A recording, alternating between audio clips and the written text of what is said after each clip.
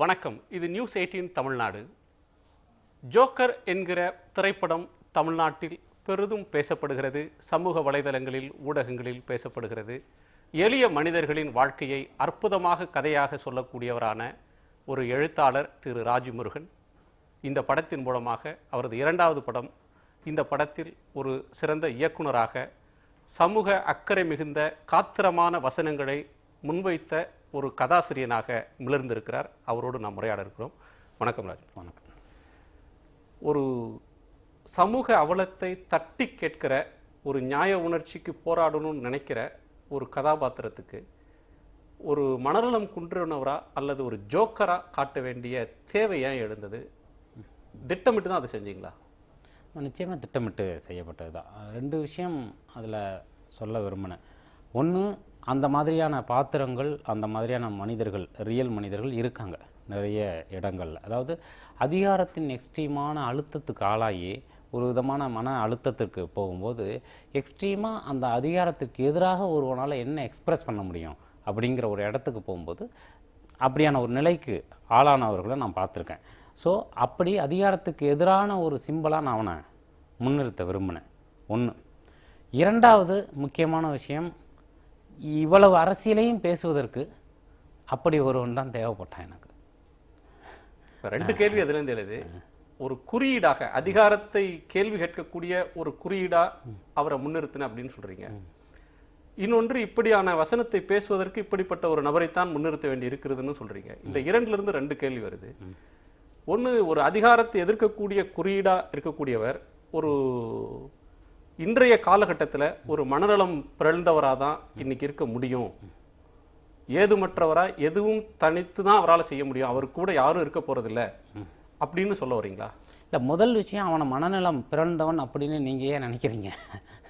மனநலம் பிறந்தவன் அப்படின்னு கதை சொன்னால் கூட அந்த கதையின் இன்னொரு டைமென்ஷன் எடுத்தீங்கன்னா மனநலம் பிறந்தவன் அல்ல. இல்லை, ரெண்டு பார்வை இருக்கு. செல்லாத செக்கை கொடுக்குறவரும், நானே ஜனாதிபதி அப்படின்னு தன்னைத்தானே அறிவிச்சுக்கிறவரையும் ஒரு நல்ல மனநலம் கொண்டவர் அப்படின்னு சொல்ல முடியுமா? லாஜிக், நீங்க சொல்றது லாஜிக்கு. கதைப்படி அவன் மனநலம் பிறந்தவன் தான், அதை தான் நம்ம பேசுறோம், அதுதான் லாஜிக்கு. பட் இன்னொரு, அதாவது எல்லா லாஜிக்கை தாண்டி ஒரு விஷயமா பார்த்தீங்கன்னா, அந்த படம் முடியும் போது அவன் மனநலம் பிறந்தவன் இல்லைங்கிற ஒரு எண்ணத்தை உங்களுக்கு ஏற்படுத்தணும்னு நான் விரும்பினேன்.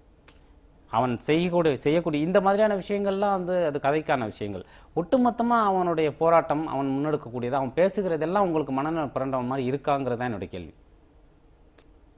அவன் பேசக்கூடிய நல்ல மனநலம் அல்லது புத்தி சுவாதீனம் வலுவா இருக்கக்கூடிய, அறிவு கூர்மை உள்ள ஒரு அரசியல் புரிதல் இருக்கக்கூடிய ஒருத்தர் பேசக்கூடிய வசனங்களாக அவர் பேசுறாரு. ஆனால் அவருடைய செய்கைகள் அப்படின்னு சொல்றது அதற்கு நேர்மாறானதா இருக்கிறத பார்க்கிறோம். ஆமா ஆமா, அந்த முரண்பாடு நீங்க ஏற்றுக்கொண்டு தானே? ஆமா ஆமா ஆமா ஆமா ஆமா. இல்ல, அந்த முரண் தான் கதை, அந்த முரண் தான் கதை. அவனை மனநலம் பிறந்த ஒருத்தவனாக தான் கதை சித்தரிக்குது. ஆனால் அவன் பேசக்கூடிய பொருள் எதுவுமே மனநலம் பிறந்தவன் இல்லை அப்படிங்கிறது படம் முடிந்த பிறகு உங்களுக்கு தெரிய வருது. அதுதான் கதையோட கோராவே நான் நினைக்கிறேன். இந்த சமூகத்தின், இன்னும் ஓப்பனாக சொல்ல போனால், இன்றைக்கு இந்த சமூகத்தில் இப்படியான நல்ல விஷயங்களை முன்னெடுக்கக்கூடிய நிறைய பேரை மனநலம் குன்றியவர்களாக பார்க்கிறோம் அப்படிங்கிறது தான் நான் அந்த இடத்துலேருந்து நான் சொல்ல விரும்புகிற விஷயம். உங்கள் ஆதங்கம் புரியுது. அந்த கடைசி வசனத்தின் மூலமாக திரு மூரா ராமசாமி பேசக்கூடியது, இவரா பைத்தியக்காரர், இவராஜ் அப்படின்னு கேட்கறதன் மூலமாக அதை நான் ஜஸ்டிஃபை பண்ணிட்டேன் அப்படின்ற ஒரு முடிவுக்கு வர்றீங்க. ஆனால் படம் முழுவதும் அவர் கேலிக்குரியவராகத்தான் பார்க்கப்படுறார்.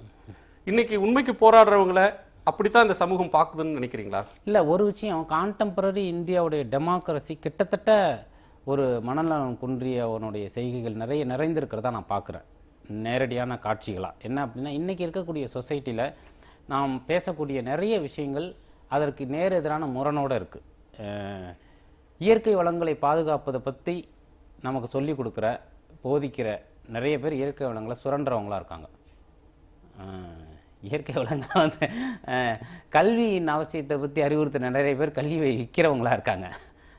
ஸோ இந்த முரண்பாடு இருக்குல்ல, இது உங்கள் கண்ணு முன்னாடி டெய்லி நடந்துக்கிட்டே இருக்குது. நீங்கள் அதை ரொம்ப ஜெனூனாக, அதாவது அவங்கள ரொம்ப புத்திசாலியாக அறிவாளிகளாக பார்க்குற நீங்கள் ஏன் இவனை மனநலம் குன்றவனா பார்க்குறீங்கிறது தான் என்னுடைய கேள்வி. இந்த இடத்துல அந்த நீங்க மாதிரியான சமூகத்தை சொல்றீங்கன்னு நினைக்கிறேன். இல்லை, இந்த மாதிரியான கேள்விகளை எல்லாம் நான் முன்வைக்க விரும்புகிறேன்னு சொல்கிறேன். இதற்கு பின்னாடி நீங்கள் இப்போ இந்த கேள்வி எழுதுறது தான் இந்த படம், இந்த கதையில் அந்த அவனை நான் சித்தரிக்கிறதுக்கான வெற்றியாக நான் நினைக்கிறேன். இல்லை, எல்லாருமே அப்படி பார்க்கலையே. இப்போ வந்து கல்வி வணிகமாகிவிட்டது. கல்வியின் பெருமைகளை ஒருத்தர் பேசினாலும் இப்போ வந்து கல்வியாளர்னு ஒரு காலத்தில் துணைவேந்தர்கள் மெத்த படித்தவர்களை கல்வியாளர்னு சொன்ன காலம் போய் இப்போ நிறைய கல்வி நிறுவனங்களை நடத்துகிறவரெல்லாம் கல்வியாளர்னு சொல்கிறது மாதிரியான சமூகமாக மாறிடுச்சு அப்படின்ற அந்த முரண்பாட்டை நான் ஏற்றுக்கொள்கிறேன். ஆனால் அதே நேரத்தில் அதை விமர்சிக்கக்கூடியவங்களும் சமகாலத்தில் இருந்துகிட்டே இருக்காங்க. அதை கேள்விக்குள்ளாக்குறவங்களும் இருந்துகிட்டே இருக்காங்க. நிச்சயமா அதில் ஒன்றும் மாற்றமே இல்லை. இதில் இந்த ஒரு அரசியல் புரிதலுக்காக நான் கேட்க வேண்டியது இருக்கிறது. இப்போ ஒரு கழிவறையில் ஊழல் அப்படின்றத நீங்கள் சொல்ல வர்றீங்க. அதுவும் ஒரு குறியீடு. எல்லாமே ஊழல் மயமாயிடுச்சு. இப்ப சுடுகாட்டு ஊழல் அப்படின்னு சொன்னது ஒரு காலத்துல பேசப்பட்டுச்சு. இப்ப கழிவறை கட்டுறதுல கூட ஊழல்னு சொல்றதன் மூலமாக மொத்த அமைப்பும் ஊழல் மயமாயிடுச்சு. மனிதர்கள் நம்பிக்கை இல்லாமல் தான் வாழ வேண்டும் அப்படின்ற ஒரு சிந்தனை சொல்ல வரீங்களா? நம்பிக்கை இல்லாமல் வாழணும்னு சொல்லலை. முதல் விஷயம் நம்பிக்கையை தான் நான் போர்ட்ரேட் பண்ணுறேன் இந்த படத்தின் மூலமாக. ஏன்னா என்னதான் சிஸ்டம் கெட்டு போனாலும், என்ன எவ்வளோ விஷயங்கள் இருந்தாலும், தனி மனித போராளிகள் நிறைய பேர் இருக்காங்க இன்றைக்கி. அதனால் அவங்களால தான் சிஸ்டம் வந்து இன்னமும் இயங்கிக்கிட்டு இருக்குன்னு நான் நினைக்கிறேன். அதாவது இன்னமும் மழை பெய்யுதுன்னு சொல்கிறோம் இல்லையா, அப்படியான இல்லை. இதில் வந்து மாற்று பார்வையை முன்வைக்கிறவங்களும் இருக்காங்க. இவ்வளோதான் அமைப்பு மோசமாயிட்டாலும் தனி மனிதர்கள் அங்கொன்றும் இங்கொன்றுமாக போராடிக்கிட்டு இருக்கிறாங்க. அவங்க தான் இந்த ஜனநாயகத்தை உயிர் போட வச்சிருக்கிறாங்க அப்படின்ற பார்வையை நீங்கள் முன்வைக்கிறீங்க. தனி மனிதர்கள் எந்த அளவுக்கு சாதிக்க முடியும்? தனி மனிதர்கள்னு நான் சொல்ல வருது, தனி மனிதர்கள் வந்து சாகசம் செய்யலாம். தனி மனித சாகசத்தின் மூலமாக சமூக பிரச்சனைக்கு தீர்வு கொண்டு வந்துட முடியும் அப்படின்னு நம்புறதை எப்படி புரிஞ்சுக்க? இல்ல அப்படி இல்லை. தனி மனிதர்கள் நான் சொல்ல வர்றது தனி மனிதர்கள், குழுக்கள், ஒரு அமைப்பு, சிறிய அளவில் இருக்கக்கூடிய அமைப்பு, அப்படியான நிறைய விஷயங்களை நான் சேர்த்து சொல்கிறேன். அதாவது நம்பிக்கைகள் வந்து அவங்களால தான் இருக்குது அப்படின்னு சொல்ல வர்றேன். ஒன்று. ரெண்டாவது விஷயம், கழிவறையில் ஊழல் அப்படிங்கிறது ஒரு சிம்பல்ங்கிறது உண்மைதான். ஊழல் அப்படிங்கிறது ஊழலுங்கிறதோ ஒரு மதுங்கிறதோ ஒரு குடிங்கிறதோ எல்லாமே இன்றைக்கி ரொம்ப நம்மளோட கலந்துருச்சு இல்லையா. அதாவது தப்பு சரிங்கிறதுக்கு அப்பாற்பட்டு நம்மளுடைய கலந்துருச்சு இல்லையா. அதை தான் நான் சுட்டி காட்ட விரும்புகிறேன். அதனால தான் கழிவறை ஊழலுங்கிறது ரொம்ப நம்ம வந்து ஊழலோட ஒன்றிட்டோம். சாதாரண மனிதர்கள் வந்து ஊழலை பெருசாகவே பார்க்குறது கிடையாது. அது நமக்கு தெரியும் இல்லையா. ரொம்ப சாதாரணமாக ஊழல் செய்யாதவன் யாருங்கிற ஒரு கான்செப்டுக்குள்ளே வந்து இன்றைக்கி சராசரி மனித மூளையும் மனித மனமும் போகிற அளவுக்கு ஒரு பொருளியல் வாழ்க்கை நம்ம மேல சுமத்தப்பட்டிருக்குல்ல. ரொம்ப லகுவாகவும் சாதாரணமாகவும் கடந்து போற ஒன்றா இது மாறி ஒரு அங்கமா மாறினது மாதிரி மாறிடுச்சுன்னு ஒரு அவலத்தை. ஆமா ஆமா ஆமா அதை சொல்ல வேண்டிய ஒரு நிர்பந்தம் இருந்தது. ஒட்டுமொத்தமாவே இந்த படம் எடுக்கப்பட்டதற்கான நோக்கம் அதுதான். இன்னைக்கு ரொம்ப அதை எல்லாத்தையுமே ரொம்ப சாதாரணமாக கடந்து போகக்கூடிய மனித மனம் வந்து அதிகமாயிட்டே போறத கூடிய வெளிப்பாடு தான் இந்த படைப்பு. இதுதான் வாழ்க்கை, இதுதான் சகஜம். இதுல இருந்து நம்ம மாறுபட்டு சிந்திக்க வேண்டியதில்லை. இதுதான் யதார்த்தம்னு புரிஞ்சுக்கிட்டு தங்கள் நலனுக்காக இதை பத்தி எந்த கேள்வியும் எழுப்பாம போகக்கூடியவங்களுடைய எண்ணிக்கை வெகுவாயிடுச்சு. நிச்சயமா.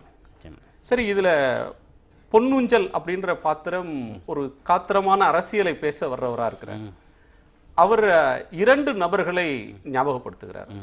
ஒன்று உருவத்தில் எழுத்தாளர் மறைந்த ஜெயகாந்தன், இன்னொன்று அவருடைய செயல்பாடுகள் மற்றதில் வந்து பார்க்குறப்ப நீங்கள் அவர் குத்தி இருக்கக்கூடிய பேனாக்கள், அவர் வைத்திருக்கிற நீண்ட இதை பார்க்குறப்போ ஒரு டிராஃபிக் ராமசாமி ஞாபகப்படுத்துறீங்க. இது கான்சியஸாக நீங்கள் செஞ்சதா? கான்சியஸாக தான் செஞ்சேன், நிச்சயமாக கான்சியஸ். ஜெயகாந்தனும் டிராஃபிக் ராமசாமி எங்கே பொருந்தி போகிறாங்க? இல்லை, நீங்கள் ஒட்டுமொத்தமாக இந்த படம் முழுக்கவே அந்த இது இருக்கிறத நீங்கள் பார்க்கலாம். நீங்கள் ஒரு வசனத்துக்கும் ஒரு இடத்துக்கும் அந்த எக்ஸ்ட்ரீமும் இந்த எக்ஸ்ட்ரீமுக்குமான விஷயம் படம் முழுக்கவே இருந்துகிட்டு இருக்கிறத கேட்கலாம். இந்த படம் குறித்தான விமர்சனங்களில் ரொம்ப சீரியஸான தோழர்கள் சில பேர் முன்வைத்தது வந்து இந்த படம் வந்து பேசக்கூடிய அரசியல் எது அப்படிங்கிறது. அதாவது எந்த ஒரு இயக்கத்தையோ அல்லது எந்த சித்தாந்தத்தையோ எந்த தத்துவத்தையோ நோக்கி இந்த படம் உங்களை அழைக்குது அல்லது அப்படிங்கிற ஒரு கேள்வியை வந்து தரணும். நான் சொல்ல விரும்புவது அப்படி எதையுமே நான் வந்து சொல்ல விரும்பலை. இது வந்து எந்த விதமான ஒரு தத்துவ அடைக்க விரும்பல. நான் வந்து சொல்ல வர்றது வெகு ஜனங்களுக்கான பொது தளங்களுக்கான இன்றைக்கான ஒரு அரசியலில் நடக்கக்கூடிய நிறைய குழப்பங்கள், ஒரு சர்க்கஸ் மாதிரி இருக்கக்கூடிய இன்றைக்கு இந்திய ஜனநாயகத்தை நோக்கின என்னுடைய கேள்விகளையும் கேலிகளையும் விமர்சனங்களையும் முன்வைக்கிறது தான் இந்த சினிமா. நீங்கள் புரிஞ்சிருப்பீங்கன்னு நினைக்கிறேன். ஸோ அப்படியான ஒரு ஒரு சொல்லப்போனால் ஒரு ரொம்ப சாதாரண ஒரு பொதுஜனத்தின் பார்வையிலிருந்து எடுத்தாளப்பட்ட ஒரு கதை தான். நான் வந்து ஸோ அதனால் அமைப்பு சீரழிந்து கொண்டிருக்கிறது, அதை வெளியிலிருந்து பார்க்கக்கூடிய ஒரு பார்வையாளனாக என்னுடைய எல்லலை நான் தெரிவிக்கிறேன் அப்படின்ற அளவுல தான் இந்த படத்தை பார்க்கணும். விமர்சனம்னு சொல்கிறேன், எல்லன்னு சொல்ல முடியாது. என்னுடைய கோபம் தார்மீக கோபம் அல்லது விமர்சனம், அதை வந்து ஒரு பார்வையாளனாக நான் கடத்திட்டு போறேன். பார்வையாளனாக நான் வந்து ஜனங்களுடைய குரலாகவும் அதை ஒலிக்க விரும்பினேன்.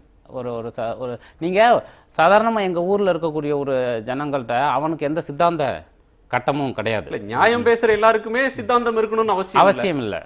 ஸோ அதனால் அப்படியான ஒரு கட்டத்துக்குள்ளே அடைக்க வேண்டாங்கிறது தான் என்னுடைய பதில். இல்லை, உங்கள் படத்தோட ஒரு இது வந்து நாளை ஒரு போராட்டம் வீதிக்கு வா தோழா அப்படின்னு முடிக்கிறீங்க. அது இதை நான் எப்படி புரிஞ்சுக்கிறேன்னா, ஒரு நீதிக்கான ஒரு கட்டம் வரையிலும் அதுல வந்து ஒரு வெறுமை மிஞ்சுது. போராடுறவனுடைய வாழ்க்கைன்றது வந்து ஒரு வெறுமையில முடிகிற ஒரு முடிவா, துயரமான முடிவை தான் சந்திக்க வேண்டி இருக்கும் அப்படின்ற ஒன்ன சொல்ல வரீங்க. அந்த வெறுமை வேண்டாம், ஒரு பாசிட்டிவ் ஸ்பின் அதுக்கு இருக்கட்டும் அப்படின்றதுக்காக நாளைக்கு ஒரு போராட்டம் இருக்கு வாங்க அப்படின்ற ஒரு அறைகூவலோட அந்த படம் முடியுது. இன்னைக்கு தேதியில ஜோக்கர் நடத்தணும்னு நினைக்கிற போராட்டம் என்ன? ஏன்னா நீங்கள் அந்த முந்தைய கேள்விக்கே ஜெயகாந்தன் அவர்களிடமிருந்து நான் எடுத்துக்கொள்வது அப்படிங்கிறது அறச்சீற்றம். அதுதான் அவர்கிட்ட நிறைய விஷயங்கள் இருக்குது. நான் அவர்கிட்டேருந்து ஒரு பெற்றுக்கொள்கிற ஒரு விஷயம். டிராவிக் ராமசாமி மேல இருக்கக்கூடிய விமர்சனங்கள் அதெல்லாம் அடுத்தது.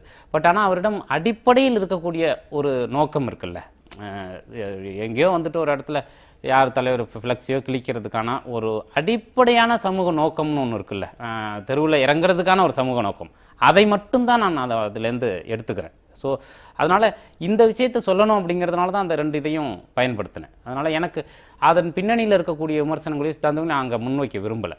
அடிப்படை சமூக நோக்கத்தை மட்டுமே எடுத்து உருவாக்கப்பட்ட கேரக்டர் தான் அது. நான் ஸோ ஒட்டுமொத்தமாக அற உணர்ச்சியை பேசணும்னு நினச்சேன். தார்மீக கோபத்தை யாரெல்லாம் வெளிப்படுத்துறாங்களோ நம்ம கொண்டாடணும் அப்படின்னு நினச்சேன். ஏன்னா எனக்கு பர்சனலாக என்னென்னா, ஒட்டுமொத்தமாக சிஸ்டத்தை பற்றி பேசுகிறது ஒரு பக்கம், அதிகாரத்தை பற்றி பேசுறது ஒரு பக்கம், அது நம்ம காலகாலமாக நம்ம தோழர்கள் எல்லாருமே அதை பேசிக்கிட்டே இருக்கோம். இன்னொரு பக்கம் ஜனங்களை பற்றி பேசுறது, ஜனங்களுடைய அறியாமையை பற்றி பேசுறது. இந்த இரண்டும் தான் அரசியல் சமூக தளத்தில் தொடர்ந்து நடந்துக்கிட்டே இருக்கணும். ஸோ இந்த ரெண்டு விஷயங்கள் நம்ம பேசணும். எனக்கு இந்த ரெண்டு இடத்துலையுமே அடிப்படையில் ஏற்படுத்தக்கூடிய விஷயம் என்னவா இருக்கணும் அப்படின்னா, அற எழுச்சி அதுதான் நடக்கணும்னு நினைக்கிறேன். அது தன்னியல்பாக வரக்கூடிய அற எழுச்சி. புரியுதில்ல? ஒரு கட்சி இன்ஸ்பயர் பண்ணி வரதா இருக்கக்கூடாது. அது ஒட்டுமொத்தமாக வந்து மக்களுக்கே வந்து தன்னியல்பான அற உணர்ச்சியை ஏற்படுத்தணும். இந்த படம் முடியும் போது அப்படி ஒன்று வருமா? அப்படி ஒன்று வர்றதுக்கான புறச்சூழல் இருக்கா? இல்லை, அப்படியான புறச்சூழலை உருவாக்குறது தானே படைப்பு. அரசியல் தளத்தில் இயங்கக்கூடிய தோழர்கள் எல்லாருடைய ஒர்க்காகவும் அதுதான் இருக்குது அப்படின்னு நான் நினைக்கிறேன். அது எல்லாம் சேரும்போது ஒரு மாற்றம் நிச்சயமாக நடக்கும்னு நம்புகிறேன். இல்லை, ஒரு புறத்தில் இருந்து பார்த்தா நம்மை சுற்றி இருக்கக்கூடிய பல நாடுகளில் ஜனநாயகம் இந்த அளவுக்கு உயிர்ப்போடு இல்லை. இந்தியா வந்து ஒரு ஜனநாயகம் இன்னமும் உயிர்ப்போடு இருக்கக்கூடிய நாடுகள், மக்கள் தொகையில் பெரிய எண்ணிக்கையில் இருக்கிற நாடுகளில் நெருக்கடி நிலை அமலில் இருந்த ஒரு 2 ஆண்டு காலம் தவிர மீதி எல்லா காலத்திலும் ஜனநாயகம் படிதான் தேர்தல் நடந்திருக்கு. ஜனநாயகம் இன்றைக்கும் உயிர்ப்போடு இருக்கிற தேசமாக இந்தியா பார்க்கப்படுது. ஆனால் இந்த நாட்டில் ஜனநாயக ஆட்சி நடக்கிற ஒன்றில் ஒரு கருணை, மக்கள் மீது கருணையுள்ள ஒரு ஜனாதிபதி வேணும். ஜனாதிபதி அதிகாரம் நிரம்பியவர், அவர்கிட்ட சர்வ அதிகாரமும் அவர்கிட்ட குவியணும். அப்போ ஜனாதிபதி ஆட்சியை அமல்படுத்தினா இந்த பிரச்சனைகளுக்கு தீர்வு வரும் அப்படின்னு இந்த படத்தினுடைய கதாநாயகன் அல்லது ஜோக்கர் புரிஞ்சுக்கிறார். இது அரசியலில் ஜனாதிபதிக்கு அதிகாரம் இருக்கா? அவர் ஒரு ரப்பர் ஸ்டாம்ப் இல்லையா? ஃபக்ருதீன் அலி அகமது இருந்தால் கூட அதை கொண்டு வந்தவங்க இந்திரா காந்தி இல்லையா? இந்த கேள்விகள்லாம் பலர் முன்வைக்கிறாங்க. இருந்தாலும் இப்போ ஜனாதிபதி மாதிரியான ஒற்றை நபரிடம் ஒரு அதிகாரம் குவிஞ்சு அதன் மூலமாக அமைப்பு சரியாயிடும் அப்படின்னு நம்புகிற பார்வை சரியா? இல்லை, அப்படியான ஒரு பார்வையை நான் முன்வைக்கலை. முதல் விஷயம் என்ன அப்படின்னா, ஒரு தனி மனிதன், நீங்கள் சொன்ன மாதிரி இந்திய ஜனநாயகம்ங்கிறது ரொம்ப முக்கியமான விஷயம். நான் அதை ரொம்ப நேசிக்கிறேன். அதனுடைய வெளிப்பாடு தான் ஜோக்கர். நான் வந்து இந்திய ஜனநாயகத்தை, இந்த அமைப்பை ஒட்டுமொத்தமாக நான் சொல்கிறது இந்திய ஜனநாயகத்தையே, நான் தனி கட்சிகளை அல்லது அரசியலை இல்லை, கட்சிகளையோ அரசியலையோ இல்லை, அதே மாதிரி நம்முடைய தன்மையையும் அல்ல, அதாவது இன ரீதியான விஷயங்களையும் நான் பேசலை. நான் ஒட்டுமொத்தமாக எல்லா இனங்களையும் அடக்கிய ஒரு இந்திய ஜனநாயகத்தை தான் விரும்புகிறேன். புரியுதில்ல உங்களுக்கு? ஸோ ஒட்டுமொத்தமாக அதை தமிழ் தேசியம் பேசல, இந்திய தேசியத்தை பேசுறீங்க. இந்தியான்ற ஒரு பன்மைத்தன்மை கொண்ட ஒரு நாட்டை நேசிக்கிறேன். நான் நேசிக்கிறேன். அது வந்து நீங்கள் சொன்ன மாதிரி அது வந்து ஒரு ஆச்சரியமான விஷயம்தான். அந்த 50 ஆண்டுகளாக இதன் கட்டமைப்பும் இதில் தொடர்ந்து நம்ம இயங்கிக்கிட்டு வர்றதும் எல்லா இனமும் மொழியும் அதில் 1000 பிரச்சனைகள் இருந்தாலும் அதற்குள்ளே இருக்கக்கூடிய இந்த சிஸ்டம் வந்து ரொம்ப நான் நேசிக்கக்கூடிய ஒரு விஷயந்தான். அதே போல் இந்தியா முழுக்க இந்த மக்களை வந்து கட்டி போட்டிருக்கிறது, இந்த அடிப்படையில் இந்த ஜனநாயகத்தை கட்டி வைத்திருக்கிறது வந்து 2 விஷயம் நான் நினைக்கிறேன். நான் என்னுடைய பயணங்கள், என்னுடைய வாசிப்பு, என்னுடைய புரிதலின் மூலமாக, அது தவறாவோ இதாவோ இருக்கலாம், அப்படி வந்து இவங்களை வந்து இந்த சிஸ்டத்துக்குள்ளே இவர்களை கட்டி வைத்திருப்பது வந்து அடிப்படையில் இன்னமும் இருக்கக்கூடிய எல்லா இடங்களிலும் இருக்கக்கூடிய ஈரமான மனிதர்கள், எல்லா இடங்களிலும் அது தனி மனிதர்களாகவோ குழுக்களாகவோ தொடர்ந்து வந்து சக மனிதர்களுக்காக இயங்கி கொண்டிருக்கக்கூடிய இதயங்கள். 2வது ஸ்பிரிச்சுவல், அது மதம் நான் சொல்லலை, அது என்ன வேணாலும் இருக்கலாம். அடிப்படையில் ஒரு ஸ்பிரிச்சுவல் உணர்ச்சி இந்திய பூமிக்கு இருக்குது. ஸோ இது ரெண்டும் வந்துட்டு ஒட்டுமொத்தமாக இந்தியாவை வந்து ஒரு சிஸ்டத்துக்குள்ளே இயங்க வச்சுக்கிட்டே இருக்குது. பட் இதற்குள்ளே இருக்கக்கூடிய அதிகார நிர்வாக சிக்கல்களை தான் நம்ம தொடர்ந்து பேசுகிறோம். அது ஒரு தனி மனிதனை தீவிரமாக பாதிக்கும் போது அவன் தன்னை ஜனாதிபதின்னு சொல்லிக்கிறான், அதன் மூலமாக தன்னை வெளிப்படுத்துகிறான். ஸோ அதை தான் நான் பேச வர்றேன். நான் வந்து பேச வர்றதே மக்கள் அதிகாரம்ங்கிறத தான். இன்னொன்று எனக்கு தனிப்பட்ட முறையில் எழுந்த ஒரு கேள்வி, ஒரு திருநெல்வேலி கதைக்களமாக நிறைய படங்களில் வந்திருக்கு, இலக்கியத்திலையும் பெருசாக திருநெல்வேலியும் தஞ்சாவூரும் எப்போவுமே சிலாகிச்சு பேசப்படும். படங்களோட எல்லை அப்படின்னு பார்த்தீங்கன்னா சென்னை, அதுக்கு பிறகு டெல்டாவில் கொஞ்சம், கோவை, கொங்கு மண்டலம், மதுரை, திருநெல்வேலி, இப்படித்தான் கதைக்களங்கள் தமிழ்நாட்டில் பொதுவாக தொடர்ந்து இருந்துகிட்டு இருக்கு. தருமபுரி மாதிரியான ஒரு இடமோ, திருவண்ணாமலையோ, வேலூரோ, கிருஷ்ணகிரியோ ஒரு படத்தினுடைய அம்சமாக பெரும்பாலும் இருந்ததில்லை, அரிதா 2 படங்கள். இந்த படத்துக்கு அந்த ஊரை தேர்ந்தெடுத்ததில் ஏதேனும் குறிப்பான காரணம் இருக்கா? குறிப்பான காரணம் அப்படின்னா 2 விஷயத்தை தான் சொல்லணும். ஒன்று வந்து இந்த கதை நீங்கள் பார்த்துருப்பீங்க, ஜோக்கர் வந்து இந்தியாவில் எங்கே வேணாலும் நடக்கலாம். இந்த கதை இந்தியாவின் எந்த கிராமத்தில் வேணாலும் நடக்கலாம். நான் ஒரு மண்ணை வந்து ரெப்ரசன்ட் பண்ண விரும்பினேன். தருமபுரி வந்து பொருளாதார அடிப்படையிலும் இயற்கை வளங்கள் சுரண்டப்படுறதுலையும் சாதிய வன்முறைகள்லையும் அது ஒரு பின்தங்கிய மாவட்டமாகவே தொடர்ந்து இருந்துகிட்டு இருக்கு. ஸோ அது ஒரு தேசத்தின் ஒரு கிராமமாக நான் அதை முன்னிறுத்த விரும்பினேன். அதனால் 2வது வந்து இந்த கழிவறை பிரச்சனையை வந்து நான் முதல்ல இவ்வளோ டீட்டெயிலாக அந்த இதில் நடக்கக்கூடிய ஊழல்கள் இருக்கு இல்லையா, அதை வந்து நான் சந்தித்து கேட்டது வந்து தருமபுரியில் தான். ஸோ அதனால் இந்த 2 காரணங்களுக்காக தருமபுரியை பயன்படுத்தினேன். சிங்கப்பூரிலிருந்து அருண்குமார் என்கிற நேயர் நம்மோடு இணைந்திருக்கிறார். வணக்கம் அருண்குமார், உங்களுடைய கேள்வி என்ன? வணக்கம் சார். வணக்கம் சார், நான் தருமபுரி மாவட்டத்தை சேர்ந்தவன் தான். தொடர்ந்து பேசுங்க. சிங்கப்பூர்ல பணிக்கு செஞ்சுட்டு இருக்கேன்.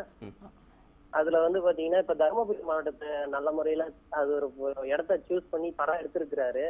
அந்த மக்கள் தான் அந்த படத்துல அதிகமா நடிச்சிருக்காங்கன்னு சொல்லியிருக்காங்க. அது இல்லாம எனக்கு தெரிஞ்ச முகங்கள் தான் அதுல நடிச்சிருக்கிறாங்க. அவங்களுடைய நடிப்பு பத்தி சார் என்ன சொல்றாருன்னு கேட்கலான்னு இருக்கேன் சார். இல்லை, அதான் ரொம்ப நான் வந்து நன்றி சொல்லணும் அப்படின்னா தருமபுரி மக்களுக்கு தான். இந்த படம் முழுக்க அவங்க நடிச்சிருக்காங்க, அங்கே இருந்தவங்களே. இந்த படத்துடைய நாங்கள் இந்த படம் ஷூட்டிங்க்கு முன்னாடி ஒரு 8 மாதத்துக்கு முன்னாடியே போய் தருமபுரியில் ரூம் எடுத்து தங்கிட்டோம். ஸோ அங்கே நிறைய உதவிகள் செய்ததும் இந்த படத்துக்கு ஒரு நம்பகத்தன்மை, ஒரு உண்மைத்தன்மையை ஏற்படுத்தினதும் தருமபுரி மக்கள் தான். நானும் அந்த மண்ணின் மைந்தன் தான். அங்கே தான் பள்ளி கல்லூரிலாம் படித்தேன். ஒரு இன்னைக்கு தருமபுரின்றது ஒரு பின்தங்கின நிலையிலிருந்து ஒரு முன்னேறி கொண்டிருக்கிற மாவட்டமா அல்லது கல்வியில வேகம் காட்டுற ஒரு மாவட்டமா மாறி இருக்கு. அந்த தோற்றம் மாறணும்னு ஆதங்கப்படுற பலரும் அந்த மண்ணில் இன்னைக்கு இருக்கிறாங்க. நிச்சயமா நிச்சயமா நிச்சயமா. சரி, ஜோக்கர் அப்படின்னு சொல்லி வர்ற இந்த படத்துக்கு ஒரு எதிர்பாராத பல ஒரு முகாம்கள்ல இருந்து ஒரு வரவேற்பு இருக்கு.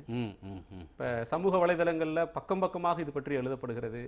ஏன்னா ஒரு அமைதிப்படைக்கு பிறகு ஒரு அரசியல், சமகால அரசியலை நையாண்டி செய்த படம் அப்படின்னு தொடர்ச்சியாக எதுவும் வந்ததில்லை.